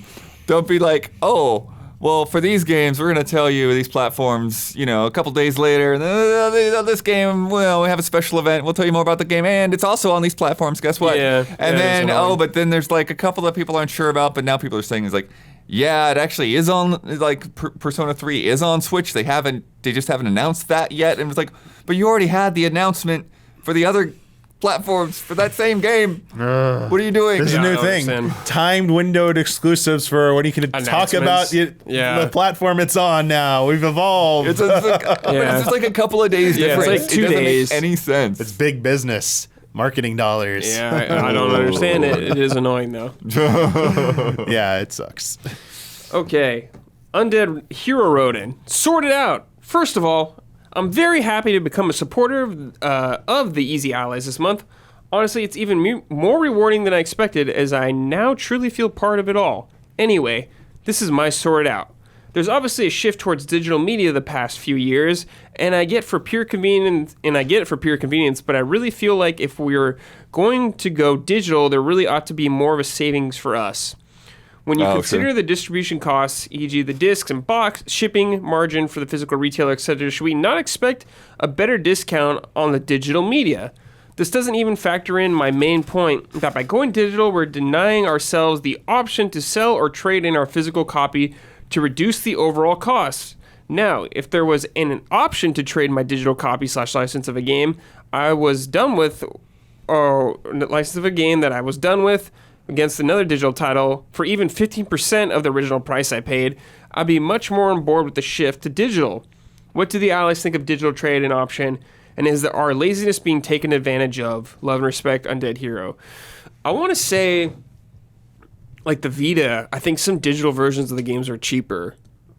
I think this was something that did happen at a point, but I'm not 100%. But this feels like I'm remembering this correctly. And I could look it up. I don't know about, but I can't remember games, but I obviously said like movies, music. Have had that, like especially music, because you can buy like tracks piecemeal. You don't even buy a whole album. You can buy like an individual track, and then like movies, the digital version, usually cheaper. Though nowadays, like with those weird like buy it while it's in the theaters, it costs like way more than anything. It's like $30 for like I was like, wait, what? For this digital version? No special features, just $30. All right, sure, okay, I get it. But it would be great if they had an option to let you transfer the license, and it would be set up as like a transaction where the money's just going through like Sony, Microsoft, whoever, and you get like a refund of some like 15%. Like so you pay $70, maybe you get like $10, $15 back towards your credit towards your account, and it would be easier. I think it might be easier than they just be credit. Maybe not like. It wouldn't like be like you get PSN credit or Xbox I could see Live. them like be more inclined to do something like that, where you get money into the ecosystem, so you still got to spend it on PlayStation. They don't want you to get money and then go spend it like elsewhere. They want it there. I'd even settle for that as a starting point, so I get something back from my used games. And so I would love to do that, but I think it's kind of like they're worried probably about logistical nightmare of like what exploits our community players going to find out. And two, it's a little bit of a control. I don't think any company has ever been happy that you could resell their products after you bought it. All these companies went to kind of like legal war with people. Remember they were doing online passes to like combat that kind of stuff. Remember that? Yeah. And before that, people used to sue. Like there was a whole big like Supreme Court case with like Blockbuster when they were renting movies to like establish that precedent. So and games as well. Yeah. So that was the interesting thing, that the split, because it's like game rentals are common here after that court case, but in Japan, if you look at the back of any game box, they would say it's like cannot rent. Like it was illegal to rent games in Japan. Interesting. Yeah. So yeah, companies, if they had it their way, you would not be able to like resell your game or rent your game. They want you buy, you full price or whatever price, they get it works out that way, and then you just got to hold on to it because they don't want. That's why a lot of these companies don't like advertising sales tour. They don't want you to like wait for games to go on sales. There are people who don't participate in Steam sales whatsoever because that's exactly why. They say we never want someone to have to think they can wait even a year and get our game cheap. Like you should pay what we want you to pay. So, I mean, that's their prerogative, but obviously, I will personally always swing on the side of consumer rights. It's like consumers should have choices and flexibility here. Yeah. Yeah, I would love if the games or whatever were cheaper because they're saving money on all that stuff, but they're charging the same price. Yeah. But that's not going to happen. Part of that went to, when they started, that they didn't want to rub the retailers the wrong way, right? Yeah. Like they're competing with, their suppliers or whatever, but now it's getting into this weird point where it's like, well, digital is rivaling retail anyways. And I think what we're going to see is, rather than digital getting cheaper because now it's, expected, those are the prices expected, we'll see that physical just goes more into the premium side of things, the collector's edition side of things, and limited run and that kind of thing. It's like the physical, it's like it's going to cost more than the digital because we're including all these other little art books and stickers and soundtracks and things. Too. Yeah. I would, if I'm a betting person, I think Nintendo's going to be the first of the big three to do it. I think they've already been experimenting. I think Metroid Prime Remaster was one of the first ones. Digital first, physical came later. I mean, they don't want to do that staggered because they don't want to upset retailers. There's a whole reason why when a game leaks, people are like, we'll just unlock it digitally for everyone. Like, like people play it digitally, and then retailers would riot because wait a second, everyone's gonna cancel their pre-orders and go buy it digitally now. So, but as that percentage gets higher and higher, it's like how much sway do they really have anymore when they're only accounting for like this lower and lower percentage? It's like eventually they might just say, fine, then do what you want to do. We're just going to prioritize digital and go, like Blood said, like we'll get a specialist to do a limited physical edition. We don't need you. And even like some hardware, like the PSVR 2, I think you could only buy through PlayStation Store for a little bit. Yeah, for 3 months, Might get further closer to that as we go on. Yeah. Who knows? It'll either be Sony or Steam Deck Nintendo as well. as a first. It's like you buy it through Steam. Yeah. Yeah. Yeah, it is interesting. All right, this is from Son of Sparta. Sort it out. Which of the following does a better job at making it clear which title is a mainline entry, which one is a spinoff, and at which order you should play the mainline games? Option A, Yakuza Like a Dragon, Like a Dragon Ishin, Like a Dragon Gaiden, The Man Who Erased His Name, Like a Dragon, Infinite Wealth. Option B, Yakuza 3, Yakuza 4, Yakuza 5, Yakuza Dead Souls. I mean, obviously, option B is far easier to understand. Yeah. But the whole thing with this Yakuza thing is, it was never Yakuza in Japan. It was never called that. Right. It was called Like a Dragon in Japan, and they called it Yakuza over here. But now we're going to do Like a Dragon, so it makes more sense with Japan, but it's confusing for everyone here. To me, that's the thing. It's like going from Final Fantasy 1 and 2 to 7. Sort of. What happened to the other games? It's more like if all of it, I mean, I don't think it would be as big of a deal because the names are so short. It like wouldn't. Resident Evil and Biohazard. Yeah. We don't call it Biohazard over here. They've never tried to bring them in line and be like, all right, though, like it's a different time. People are more understanding. Let's just let's reduce. I think the reason with Biohazard is because there's a band called Biohazard. Yes, that's probably why. But I think also Resident Evil's. It's like it's very strong. You don't need to change it, and that's the point I'm making. For the West, Yakuza is just recognizable. I think you didn't need to change it. No, I don't think you need to change it. But I think it may be something where it's like it maybe feels limiting on the story. Just like they want to follow these characters, but they don't want to keep like necessarily like getting deep into Yakuza stuff every time. Yeah, I understand that. Then I gotta say like I don't know, do like a Yakuza story like or something like that brands it still as the Yakuza like umbrella, but like that like I still think. What are you gonna do? Like a Dragon, Yakuza, Infinite Wealth? Well, no, we don't want them to get too lengthy. Is the problem? Like I guess that I would rather not have that. That gets a little insane with those crazy titles. But I think the average person just like doesn't fully like have the connotation of Yakuza. They just hear it and it's a brand. It's not like I understand like okay, this has certain connotations with it, so it might feel limiting to the creators because this is what it means.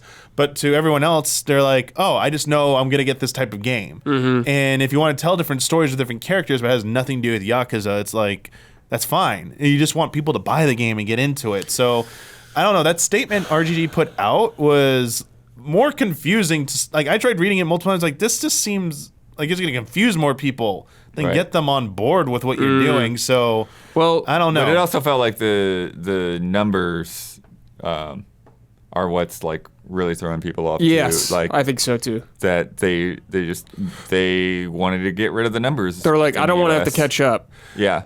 Then just I don't think they need to keep the numbers then. But like I would personally think to the average person who's heard of Yakuza, calling it like Yakuza like Infinite Wealth would have been better than calling it anything else. I think it's like, well, that like technically doesn't make sense. Like, are people going to buy it and are they going to enjoy it? Then that's the better answer.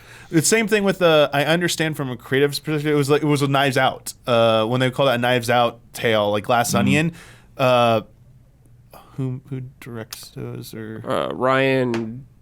Oh my gosh, I can't remember his last name. Yeah, but you know who you're talking about. They got upset with Netflix that they fought to have it just be called Glass Onion. Like, no, we did our research. The average person like wants to like will watch it when it's called a Knives Out story or whatever, Knives Out tale, and it's like Ryan Johnson. Thank you, Ryan Johnson. Thank you. So so bad.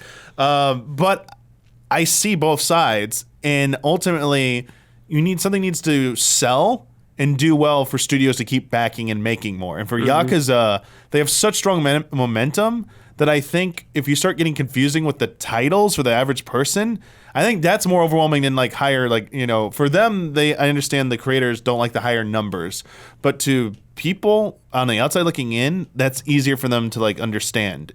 And Yakuza, the name, is the most important thing. They already screwed it up because Yakuza, what was it called here? Like a Dragon? Yeah. 7 was called 7 in Japan. So they already just got rid of the number here for some reason. Well, because they wanted people to hop in because there's a new protagonist and stuff like that. And Infinite Wealth is 8 in Japan. So it's like, it's just all over the place, I feel like. Yeah, so you're thinking that like, it's at this point because, we didn't have a 7, so we can't have an 8. Yeah. It's just all over the place. And that's more like the Final Fantasy. Yeah, and then, yeah. You know, and then the whole thing about, I think the thing that's difficult is when they're talking about what's a main line and what's a side story. And it's like, I don't know if that series is in a place where it has a main line. Like, I think they've just branched off into like 3 very different directions. And so it's just like, what's the main line? I don't know. Like, Ishin is a completely different splinter. Yeah, that's its own. Judgment is a completely different splinter. You know, and then you've got Man Who Erased His Name and Infinite Wealth that are like, I don't know what the timeline is. I'm going to assume Infinite Wealth is before Infinite Wealth. Sorry, and the Man then Who Erased His Gaiden Name is separate, right? Which one's Gaiden? I don't know. Is it the Man Who Erased His Name? Right to the point where it's like this is. But Gaiden is like specifically side story, but nobody in America knows that. But I think they could also maybe benefit. Like, I know they're big on continuity, but maybe it comes to a point where maybe you need to like have like future games maybe don't have connections, like starting like a new storyline. Well, Like a Dragon was kind of like that. Like a Dragon was more of like there was like some connections. Like if you've played the other games, you would understand some things, you would recognize some things, but you didn't need knowledge. It's how the series have higher net, like Final Fantasy. You don't need to play the previous ones to enjoy them, and they have no problem with their naming convention. But that's been established for so long, right? Yeah. It's like every number in a Final Fantasy series is a reset, and it's like you're just like everything that's associated with that number is in the same universe. You move on to a new number, it's all new. I think Ishin/Yakuza could benefit from maybe like sticking to like the most doing trilogies. Like a trilogy of stories, and then have a clean break and do something. Sure. Like because I don't know, maybe they can figure out a way they can keep doing a continuous storyline and not having it get out of hand. I don't know. That seems to just like get at certain points it's get overwhelming. No matter what the naming convention is, it's not going to matter. Yeah. So yeah. When you pump out that many games, it's going to happen. Oh, sorry, I didn't read the second part of their thing. No. I just saw it because it's on the other page. After I read all those names. Sorted out Sega and RGG. Just as the Yakuza series was finally building up some momentum in the West, not only did they decide to completely abandon the Yakuza branding, but they've also managed to come up with something that even confuses longtime fans. There you go. It took a whole day and a press release from Sega Japan for people to know for sure that Infinite Wealth was in fact Yakuza 8 and not a new spin-off entry. Even Famitsu was confused about this. And to be clear, I'm not saying not using numbers and going for a subtitle is a bad idea on principle. Assassin's Creed has been doing that for some years now. But the difference is that Assassin's Creed isn't a niche series that was releasing 3 similar-looking console games in terms of production values and visuals in the span of 12 months. Sorted out. Well, Assassin's Creed got kind of close to that at a port. They were pumping out games all the time. Mm-hmm. We had 2 come out the same day, didn't we? yeah. Rogue and Unity. But it's confusing. I don't know. It's Sega. I don't know. They're out of their minds. This is from Part-Time Zaylor. Sort out Nintendo and bring back a classic Star Fox game. Please. That is all. Okay. Sure. Yes. All right. Okay, this is from J Lunar S. Hey, allies. I feel like I have so many sorted out thoughts swimming in my head, and you want me to be brief? Sort it out, Capcom. Mega Man is a vast playground of experiment, or is a vast playground to experiment with. We got a weird once mobile game coming to Steam or PC now. A gacha game, I think. So they're definitely experimenting with Mega Man. Yeah. Right off the bat. Not the ways I want, though. Oh, they have a bunch. Hold on. Experiment with. Reboot the franchise and include the original games as unlocks. And that story, it's a mess. Get it together and just give us Zero murdering the classic cast already. Sorted out Nintendo. A sci-fi adventure with Metroid, Star Fox, and F-Zero is just waiting to be made. GTA mixed with Carmen Sandiego? Gameplay elements from every franchise? Giving Captain Falcon a canonically Falcon punch? Sorted out Namco. Namco? This is for Splatterhouse is objectively the best IP you have, alright? That's enough. Love and respect, everyone. Splatterhouse is from Namco? Okay. What is Namco's best IP? Pac-Man? Yeah, I guess so. Probably Tekken? the most... Yeah. Pac-Man or Tekken? Tekken, Pac-Man, yeah. So we're pretty high up there. I mean, Ace Combat's big, but like not bigger than those. Right. I don't think any of their RPG. I mean, if it's technical answer, it's Dragon Ball. The license they have is like the biggest thing they have, but and then probably Naruto, and One Piece. And they have One Piece license too. Yeah. Barring licenses, I think it's Tekken and probably Pac-Man. Yeah. Pretty big. All right, it's time for Keep It Up. The exact opposite of Sorted Out. Something we're pleased with. Do you dudes got anything you're pleased with? Ooh, I mean, Keep It Up. You up Summer Game Fest for its format. Like, hopefully they can maintain it. We already talked about this, but like, hopefully they have a good solution for next year that, nails kind of like the same vibes and style, because much more preferable than what E3 had become from our perspective in terms of coverage. Yeah. For hands-on coverage. Hold on, I have a retrospect sorted out. Got to dial it back. Oh, a retrospect? Just so I'm bringing it back. Oh, okay. By the time we're recording this, the Nintendo Direct, super sick, very pumped. 7 a.m. is not necessary for us. 7 a.m. is insanity. Like, what is wrong with you? The pros have to predict what was in it. They sorted out for not including some. What the hell? You know, I'll sort it out. I'm gonna look in the future, Damiani. No Twilight Princess, no Wind Waker again. No Switch collection. That's what I thought he was gonna do. I literally thought he was about to oh, okay. Look in the future. But stop with the 7 a.m. nonsense. We're gonna see that Horsehead game. It's also weird because isn't 7 a.m. for us? What time is 16 Japan? hours ahead. Is that 1 a.m. the next day for Japan? Because they're 16 hours ahead. Blood, what's happening with 7 that? p.m. Why are they doing so this? 12 hours ahead, 7 p.m. know. plus 4 is, 11 p.m. It's 11 p.m. 11 p.m. their times. That's pretty late. So, like, this is very East Coast, like, European-friendly time. I feel like this They do this all the time, though. Well, they do. Well, the big one's always been around, like, 1 p.m. Yeah, the big ones they'll do in the afternoon. But, I mean, this seems like it's a big one. So I don't know. It's just like, I wonder what's going on there. Maybe the last one was 1 p.m., so now they're making it, they're going to alternate. Maybe. They're trying to be, like, nice to the world. Yeah. I don't know. Okay. I hate it, though. Stop it. All right, keep it up, though. Yes, keep it up, Summer Game Fest, for sure. Good job. All right, this is from Here the Sphere. Keep it up. I never thought I'd be saying this, but keep it up, Ubisoft. Prince of Persia: The Lost Crown is the first game I'm interested in from them since Rayman Legends. And maybe not so why can I not read this one? Coincidentally? Yes, I cannot read right now, Blood. Thank you for... I can't even say that word either right now. It's from the same team. The game actually reminds me a lot of one of my favorite games in recent years, Metroid Dread. Not only is it said to be a Metroidvania, but there seems to be a huge focus on fluidity and movement, with Sargon moving a lot like Samus as he slides, air dashes, and wall jumps over, around, and through obstacles. Even the parry mechanic and camera cinematic directions are very Dread-esque. It's so rare from any big publisher outside of Nintendo to make a big-ish budget 2D action game anymore. It's something I'd like to see a lot more of, as some of the best games of all time are 2D. If this game is successful, maybe it even inspire Capcom to finally make a Mega Man Metroidvania. Keep it up. Yes. Yeah. That's the dream for me. That would be sick, yeah. Yeah, an X. It's just all in Wily's Castle or something. Some of the Zero games have been like that, right? That's a good question, Blood. I think so. I think somebody's pointed that out before when you said that. Well, keep bringing it delete back. your comment. Don't write it in. Blood's got it. Colt Smith.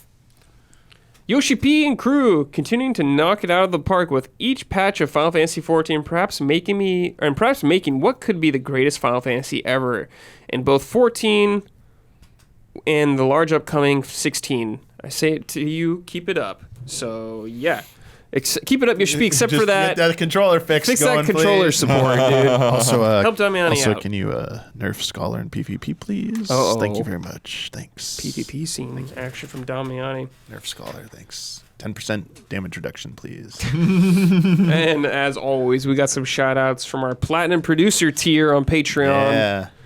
Yeah. We got this time Jabbawabs, Elthanas, and Greg the Dark Knight Kettering. Shout out. Thank you. We appreciate it as always. All right. I've been playing We Love Katamari REROLL plus Royal Reverie. I think so. I streamed some of this. I think chat told me it's the second Katamari game, but like read some new stuff in it, I guess. So I'm not exactly sure because I only really played the first game. Okay, got it. But if you don't know what Katamari is, it is a insane video game where you are a tiny little prince from like the galaxy or something, and you roll up a ball, and you just start rolling up everything in your environment, and you grow larger and larger and larger, and you just roll stuff up, and that is the game. That's what you do in the entire game, and this game is no different. However, it's a simple premise, but it is very satisfying. Rolling up shit is very jolly. I love it. So this game, it's a sequel to it. There's some cool things I like about it. You play as the prince again, but you can also play as other family members and cousins you can find throughout the map. So when you're like rolling around, you may find like they look like the prince. They're just like a different color. Like one of them's name's Ichigo, but he kind of looks like a strawberry almost. You roll him up, you get him. At the end of the stage, you can now play as Ichigo. So it's like you can play as different characters. You can unlock accessories for your little dudes. Like I got a thing of the King of Cosmos. Everyone loves the King of Cosmos. He's like on your antenna, just like a little decoration. It seems like a lot more story this time around too. From what I remember, the original game, is you're essentially making stars. You're rolling up stuff and making stars in the galaxies. You're still doing that this time around. However, there's a backstory of like explaining the king of the cosmos, his life. He was growing up. There's cutscenes of him as younger, and his dad is like very rude to him. And so you're understanding like where the king is coming from and like why he is the way he is. Of course, it's sad, but very goofy. Also in the Katamari style that you'd expect. It's like he has like his hair, and it gets like cut off, and it's just he like holds it, and it's just gone for the rest of the game. He just has like a chunk missing from it. It's really cool. You get to see how he met his wife and all that stuff. Very jolly. But in the game, you have a kind of like a little hub area you go to where you have people walking around. These are essentially the stages. They go like, help me. You walk up to them. They're like, I need help with this. So you go to a level. Like one of the levels is like you're in like a little room or something like that, like a kid's room. You're rolling up like erasers and stuff like that. You're rolling up mice as you grow bigger. One of the cool levels I really liked was like a sumo one. So you were rolling a sumo wrestler. Actually, you're rolling the sumo guy, and he would eat stuff that you'd roll up like food, and he would just get bigger and bigger and bigger. And the whole point though was you had to get big enough to knock another sumo off the platform in the level. So you had a time limit also, but you got to get big enough and roll up a bunch of stuff to knock them off, which I thought was really cool. One of them was also like a camping trip. It was like an outdoor area where the Katamari you had was on fire. I had to roll it throughout like a bunch of like woods and all that kind of stuff and camping stuff to light a bonfire later in like the level. Not just the usual roll it, just get a size and that's it. There's like some sort of objective to it. But of course, the main thing is, you're just rolling shit up. You're going through like a school, you're rolling pencils and erasers, and eventually you're rolling up the students and their desks. You're getting huge, you're rolling everything up, and it's so satisfying. You start so small in so many levels.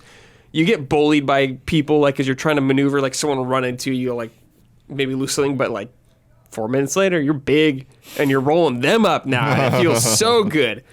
I don't know. It's a really simple premise for a game, but it's just so damn satisfying. I'm having so much fun playing it. It's so delightful. The soundtrack, very jolly, of course, as you'd expect if you've played their games before. Very catchy, very like pop music, Japanese pop music, but it's really fun.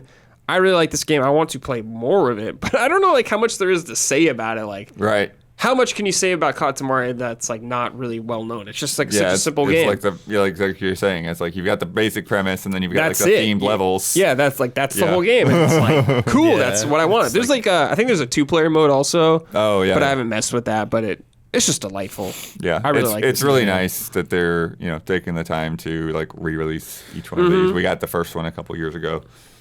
So now we've got this. But yeah, it's.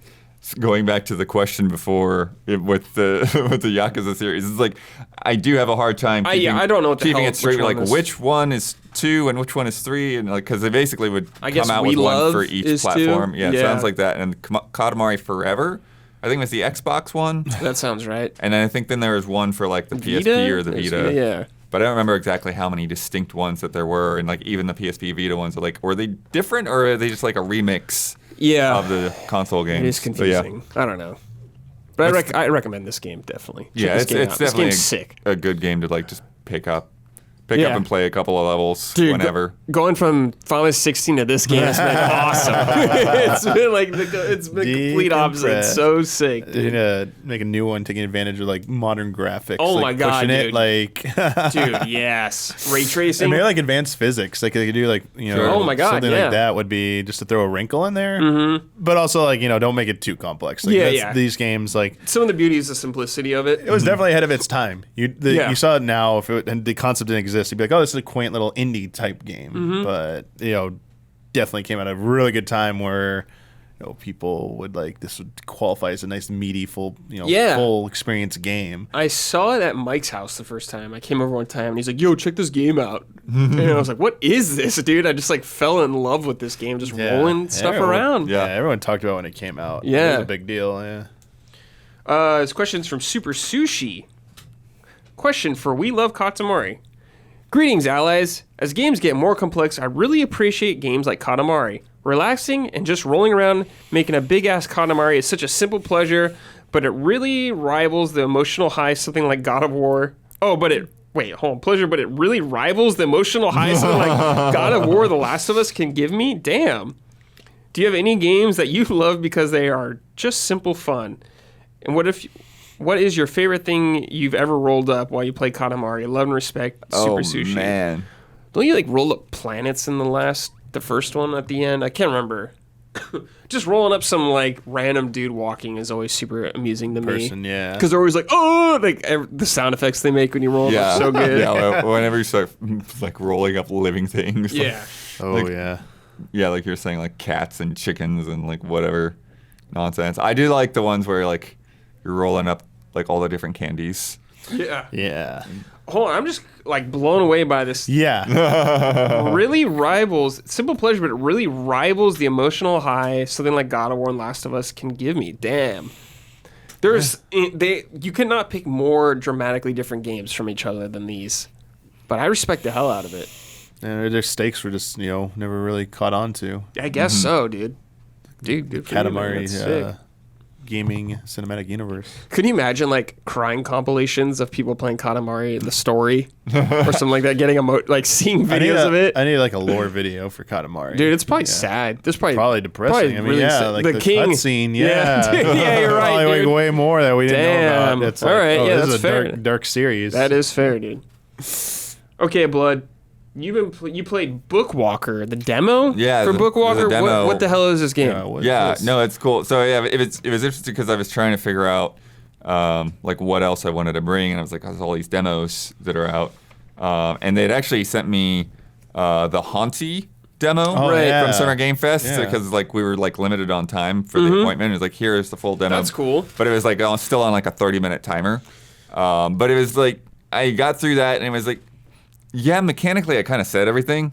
So it's like I just kind of saw some like more environmental stuff, but not really anything new mechanics. And so then I looked at a few different things, and it's like the Bookwalker seems interesting. Like I'm not sure what the heck is going on in this game, and this game is like it's cool, but it's also like crazy in terms of like the like amount of like lore going on. Because you're like in this whole other like dystopian world or whatever. And I guess you're a writer, but you've been like shackled for 30 years with writer's block. Oh my God. Okay. And then you get this call from like some criminal organization. It's George R.R. Martin, dude. And you have to do heists for them from books. Whoa, what? And so they dump a briefcase at your apartment. And it starts off you're in first person, right? And they dump this briefcase at your apartment, and then you open it up. And then it's like you need to like go into this book and like steal the invincibility potion out of this book. Okay. And also your character, you can see it on like the cover art or whatever. Your character is kind of like a book head. Like you can see the word "the" on their face, and then like pages going out from the back of his head or whatever. But you don't really But anyways, when you go into the book, there's like this like whirlpool kind of effect with like these pages around you, and then in the book it switches from first person to like a top-down isometric view, like a Fallout or Shadowrun kind of game. And so you're wandering around, and it's kind of like a point-and-click adventure. So it's like you click on things, you like do little pixel hunts, like there's something I can interact with over there or whatever. But there's all of this crazy stuff with the way it interplays, because you've come across like a locked door or whatever, and it's like, I need a lockpick. It's like, where am I going to get a lockpick? It's like, yeah, I got some back in the apartment. So you push a button and you zip back out of the book, pick the lockpick up out of your apartment, go back in and pick the lock. And then similarly, there's a place a little bit later where it's like I saw like a crack in a wall. And it's like, and I need like a sledgehammer or whatever. And I've been picking up like crafting parts for like crowbars or whatever. But then he's like, I think my neighbor might have one. So you like zip out of the book, go out of your apartment, walk across the hall, like knock on your neighbor's door, try to like pick like a dialogue choice to be like, what's gonna be the thing that gets my neighbor to let me borrow a sledgehammer? Like, and like what is the story that I got to come up with?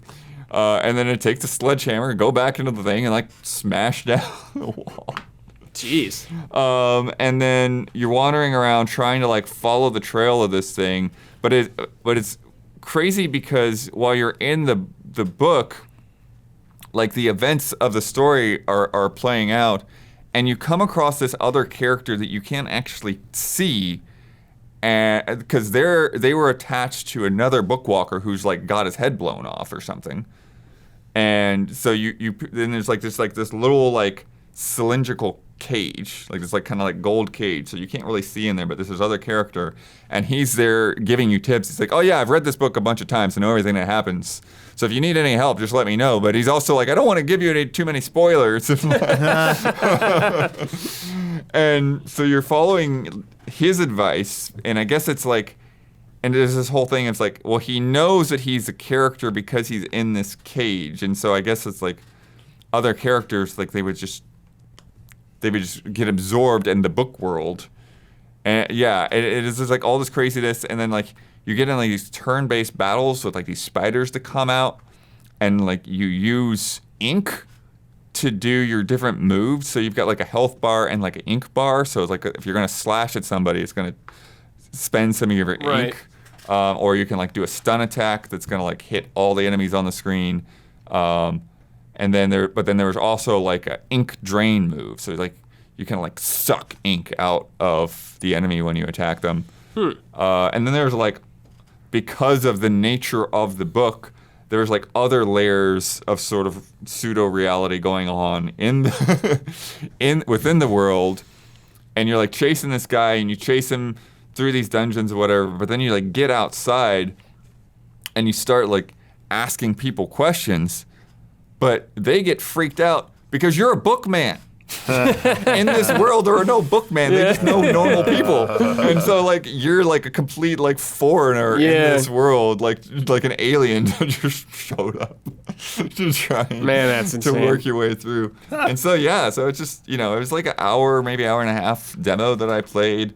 But it was pretty cool. Hey, that sounds sick. Yeah, and like, doing like some of the crafting stuff, like kind of like you would like pick up like a bunch of junk in the world, and then like you could like melt that down to like fill up your ink meter. Cool. You could also like get a glass bottle to have like backup ink, so like when your ink meter gets low, you could fill up this glass bottle with ink from all of that stuff, and then also just kind of like picking up like food and stuff like that. You just get like rotten apples and stale bread. Like, oh yeah, this will fill up 2 health bars or whatever. Okay. Damn. This sounds sick, Blood. Do you know when this comes out? This actually comes out this week. It comes my God. June 22nd, the same day as right. Fantasy 16. Okay. Oh, jeez. Also, there was a thing, because it was a potion.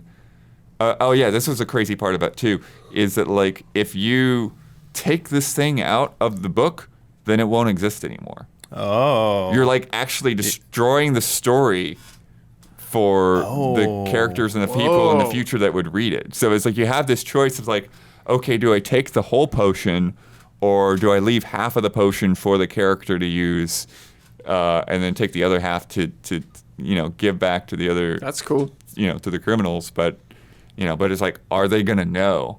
Are you going to fool them, or are they going to be mad at you? And it's like kind of having to make these choices. Damn. That's intense. Yeah. Jeez. So, I don't even know what to ask you. I don't even know what other heist. What are we going to steal next? I don't know. Yeah, this sounds crazy. Keep an eye on it. Let us know. Yeah, and I guess if you don't have a PS5, you got a PC. Yeah. You can't play Final Fantasy 16 this week, you check out the Bookwalker. Check out Bookwalker.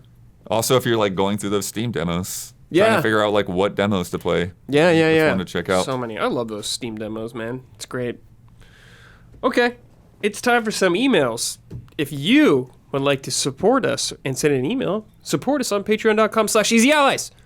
That is the lifeblood of this company. It's how we're mainly funded and supported. We definitely need your support. We would greatly appreciate it, but if you can't, we're just happy to have you here and watch and hanging out with us. We appreciate that too, so thank you very much. Okay. This is from D's Butts. Hey, allies. I'm playing and loving the System Shock remake. I love immersive sims, and I know I'd enjoy this game, but I put off playing System Shock for years because I had faith that a remake would come out and do the original justice. Do you have any older games that you love to play but refuse to start until an updated version releases? Ooh. Dude, you know what? My number one would be, and I know there's mods for it, but it would be Fallout New Vegas. No. Oh, okay. I've heard so many good things about this game over the years. You know, Obsidian hitting it out of the park, but it was a technical mess, apparently, when it came out. I'm sure there's mods you can do to fix that, but I would love an updated version of this game. I feel like it's probably not. I mean, there's to some extent it probably has some things, but I think it's been cleaned up to some degree. It's probably been cleaned up, Blood, but the Fallout standard is very low. Sure. And it should be higher. Is both or one of the Knights of the Old Republic games? Isn't this like the textbook one of these? Yeah, Knights of the Old Republic 2 was like made in a very short amount of time. And I think there's a bunch of content that got cut that was supposed to be DLC for the Switch version, but then they canceled it. Yeah. So this whole craziness. That is upsetting also. That's upsetting, but a good pick. Did that DLC come out for any other platforms or no? I don't think so. I don't think it ever came out. Yeah, they were working on restoring it specifically for that. Yeah. I think there's like PC mods that like do it or something like that. Yeah, okay. Nothing official though, as far as I'm aware. Wow. Okay. Anything for you, Blood? I can't think of anything that I'm like, I won't play that until it's a remake because like. Yeah, I'm pretty good with jumping into like weird old systems. Like, I mean, like Deus Ex is a good example. It's like that game takes some getting used to. Sure does, yeah. When you first start playing it, and it's a weird game in that not only do you get more used to it as you play, but that's the way that the skill trees and upgrades work. It's like it actually gets easier to play as you upgrade your character. Yeah. So yeah, it's a weird one. So I could see that being a recommendation, but like personally, like yeah, I figured it out and I put up with it and I played through it and I loved it. So yeah. All right, this is from James Davey. Hey, allies, what's the game you found toughest to complete? That's it. Toughest to complete. Yes. I remember some old NES games taking me a long time to beat. They're shorter, but I remember just spending a lot of time on specific areas. Like Ninja Gaiden games, I remember were pretty damn hard. Yes. Yeah. Castlevania 3 was super hard. That game was hard as hell. Other games, I'm not sure off the top of my head. Yeah, because I wasn't even necessarily like thinking of this in terms of like difficulty, but man, I'll tell you, like, yeah, definitely not a difficulty matter, but like Red Dead Redemption 2, like the game is so big and has so many things there's a lot out there to do and to get sidetracked in and get sucked into that it is that you, like, yeah, I kind of lost sight of like what was the story, like where were we going, what do I need to do next? Sure, I'm out here like trying to hunt bears or something. Yeah, definitely a lot of bad games that just didn't want to finish, but like had to. So those were not fun. I mean, like in time, it would have been like an old NES game that like I couldn't even beat. Like probably like a Zelda 2. Like very, very far. Oh my god. Waited years and years. It got older. No guide. Finally knew how to like play it. Printed off a guide from the internet. It's like, all right, here we go. It's time to probably try and beat this. And still hard. Yeah. All right. This next one is from Son of Sparta. Hey, allies. With the news that almost the entirety of Persona 5 Royal development team moved on to work on Persona 3 Reload for the past 4 years, I can't help but feel disappointed that seemingly Persona 6 is still so far away. I'm glad that people can play an updated version of Persona 3 on modern platforms, but I personally didn't want that to come at the expense of us possibly getting Persona 6 in a more timely fashion. It's already been over 6 years since P5 came out, and we've been waiting to see what's next for Persona as a series since. Spin-offs, remasters, and remakes of older games are cool for the most hardcore fans of the series, but I'm honestly more than ready to move on to Persona 6. Anyone else feeling that way? Spin-offs, remasters, remakes being older games cool for the most hardcore. They are cool for hardcore, but they're also really good, I feel like, for getting new people into the game. Mm-hmm. Yeah, I mean, it seems like Metaphor is the new big deal thing for them. From them, now. yeah. Because it is a lot of like Persona people working on it. When I look at the menus in particular, like, this looks like it's very Persona 5 menu right here. Yeah, I understand wanting P6 though, definitely. Yeah. But you have to wait a little longer. Yeah. Yeah, what do you think, Damiani? Yeah, I'm with you. Like, I think you need to treat Metaphor as like, it's not Persona, but it's like a equivalent of like a mainline entry in terms of like, it's not a spin-off, it's not a spin-off caliber or like a port remaster caliber. It's like a full-fledged. I even say more enticing than what was it called? FMT? Tokyo Mirage Sessions. Oh, sure. Like that. Like, I mean, like people enjoy that game, but like this feels more of like strictly the SMT wheelhouse. Yeah, absolutely. Because there's like a bond system we saw. You're going to making those bonds. I don't know if you're going to be like a high school student necessarily, like doing math quizzes and stuff. Yeah, just like extreme fantasy-based Persona or SMT, I guess. Works for me. Yeah. But P6, one day we'll get it. Fear not. They're milking the hell out of P5. Those insiders were saying like, what, 2025, 2026? So it's like... Dude, 2025 is not that bad, I feel like. We're in like... Especially when Metaphor is supposed to be next year. Yeah, and Reload, so it's like, I'm pretty good with, SMT for next year. So it's like 2025 would be a good time. And who knows, you'll probably get other versions of Persona 3 Reload and Metaphor. You'll get the gold versions, the royal versions. We gotta get all those. Yeah, too. I will say at this point is like, man, do I even bother playing these games the first year? Because, that's a good question, Bloodworth. Because it's like, people talked up it was how much better Royal was and how much stuff that they had added, and I'm just like, I'm not playing that game a second time. Yeah. Took like 3... I loved it, but I'm just not going to play it a second time. It took like 3 years to get that, I guess, though. But, yeah. Yeah, Ellis loves to do that, it seems like. the right amount of time to wait. So it's like, we know you're going to play it again. That's true.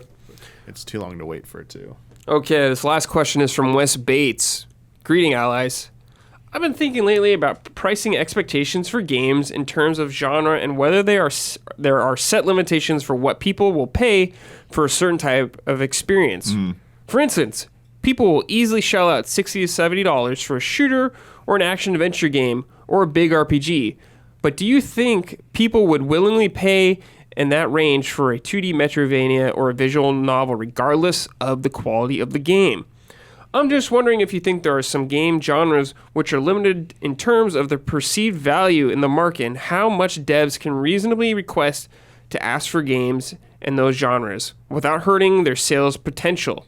Personally, I'd pay $60 for Hollow Knight Silksong, knowing the pedigree of the first game and how much I enjoy the genre, but my guess is most other gamers would not, and there's probably a glass ceiling which some games need to stay underneath to maintain market acceptability, even if the game is fantastic.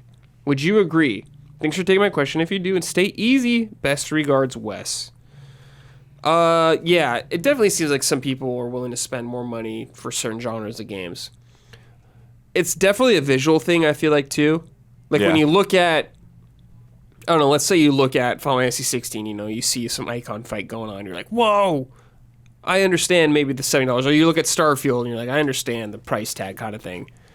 Then you look at Hollow Knight's going to be Silksong's probably going to be an incredible game, but it's like, some people will think, why does this game cost so much money? It doesn't seem as expensive as the other ones, so why does it cost as much as the other ones? And I understand that because it probably doesn't cost as a lot as some of the games. Some games are like $200 million games to make. Like The Last of Us Part 2 is like $200 million. Right. Well, I mean, a lot of that comes down to A, the number of people working on it. Yes. God of War, Ragnarok, expensive game. B, the amount of marketing money being spent on exactly. it. So it's just such a weird comparison because, like you're saying, like Hollow Knight and Metroid Dread are perfect examples of games that like stand toe to toe with the best of them. But if you look at the loud online circles, or even like a lot of casual people, like they see 2D and they just, for whatever reason, they think it's cheaper, or they think it's Right not off. as good, or it's not as big budget, Mm-hmm. and it's that but Metroid Dread, like, isn't that like the best selling Metroid now?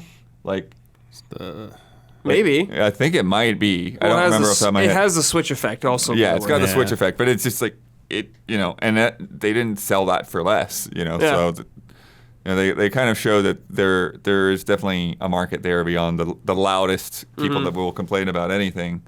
But it's a hard thing, because it's, I think a lot of it goes back to sort of what you're saying. It's like when you see faces and voice acting, and like those are the things that like kind of stick in people's minds as like, oh, this is a big budget game.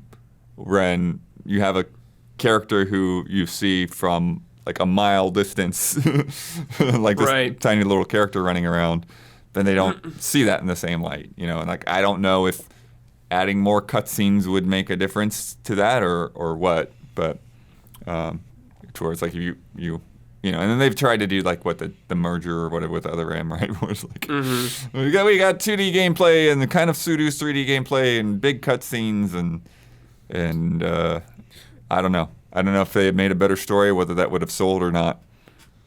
Yeah, definitely. Because like I'd pay $60 for Hollow Knight Silk Song. Yeah. In a second, with her heartbeat, I'd buy it. I'd be like, yeah, totally worth it. Yeah. But there, it just depends on the game's quality, I guess. Because not every game in the same genre is created equally. Because like some of them can be bad or not as high budget or something like that. And they could be. I've definitely seen games where I was like, wish it was a little cheaper, kind of thing like that. Yeah, and then, like you said, like a lot of it comes down to visuals rather than quality or game design or whatever. Production value, I guess. Like Chained Echoes is probably a good example of that, right? It's like one of the top RPGs of that year, but because it's a 2D Retro top-down pixel game, it's like people don't see it as something that's worth the same amount of money. I know, because that game is really good, but I don't know. It sucks, but it's also cool that there's so many different price ranges for games, I guess. Yeah. You can get some sweet games for cheap. So I do love that, but I wish some other cheap or smaller budget games got as much respect as some of the big boys. But you do see that. I guess just where you kind of look on the internet. It's like people are going to lose their mind when Silk Song comes out. Yeah. Not only because it's going to be really good, but just because it's been such a long time coming. But that's it for this episode of Frame Trap. Thanks for watching or listening. Please, if you listen to us on a podcast source or anything, leave us a nice review on there if you enjoyed the show. We'd appreciate that. It does help us. Leave a like, comment on the video. That also does that. All that checkbox stuff, it actually does help, so please consider it. And we will see you next episode. Take care, everybody. Goodbye.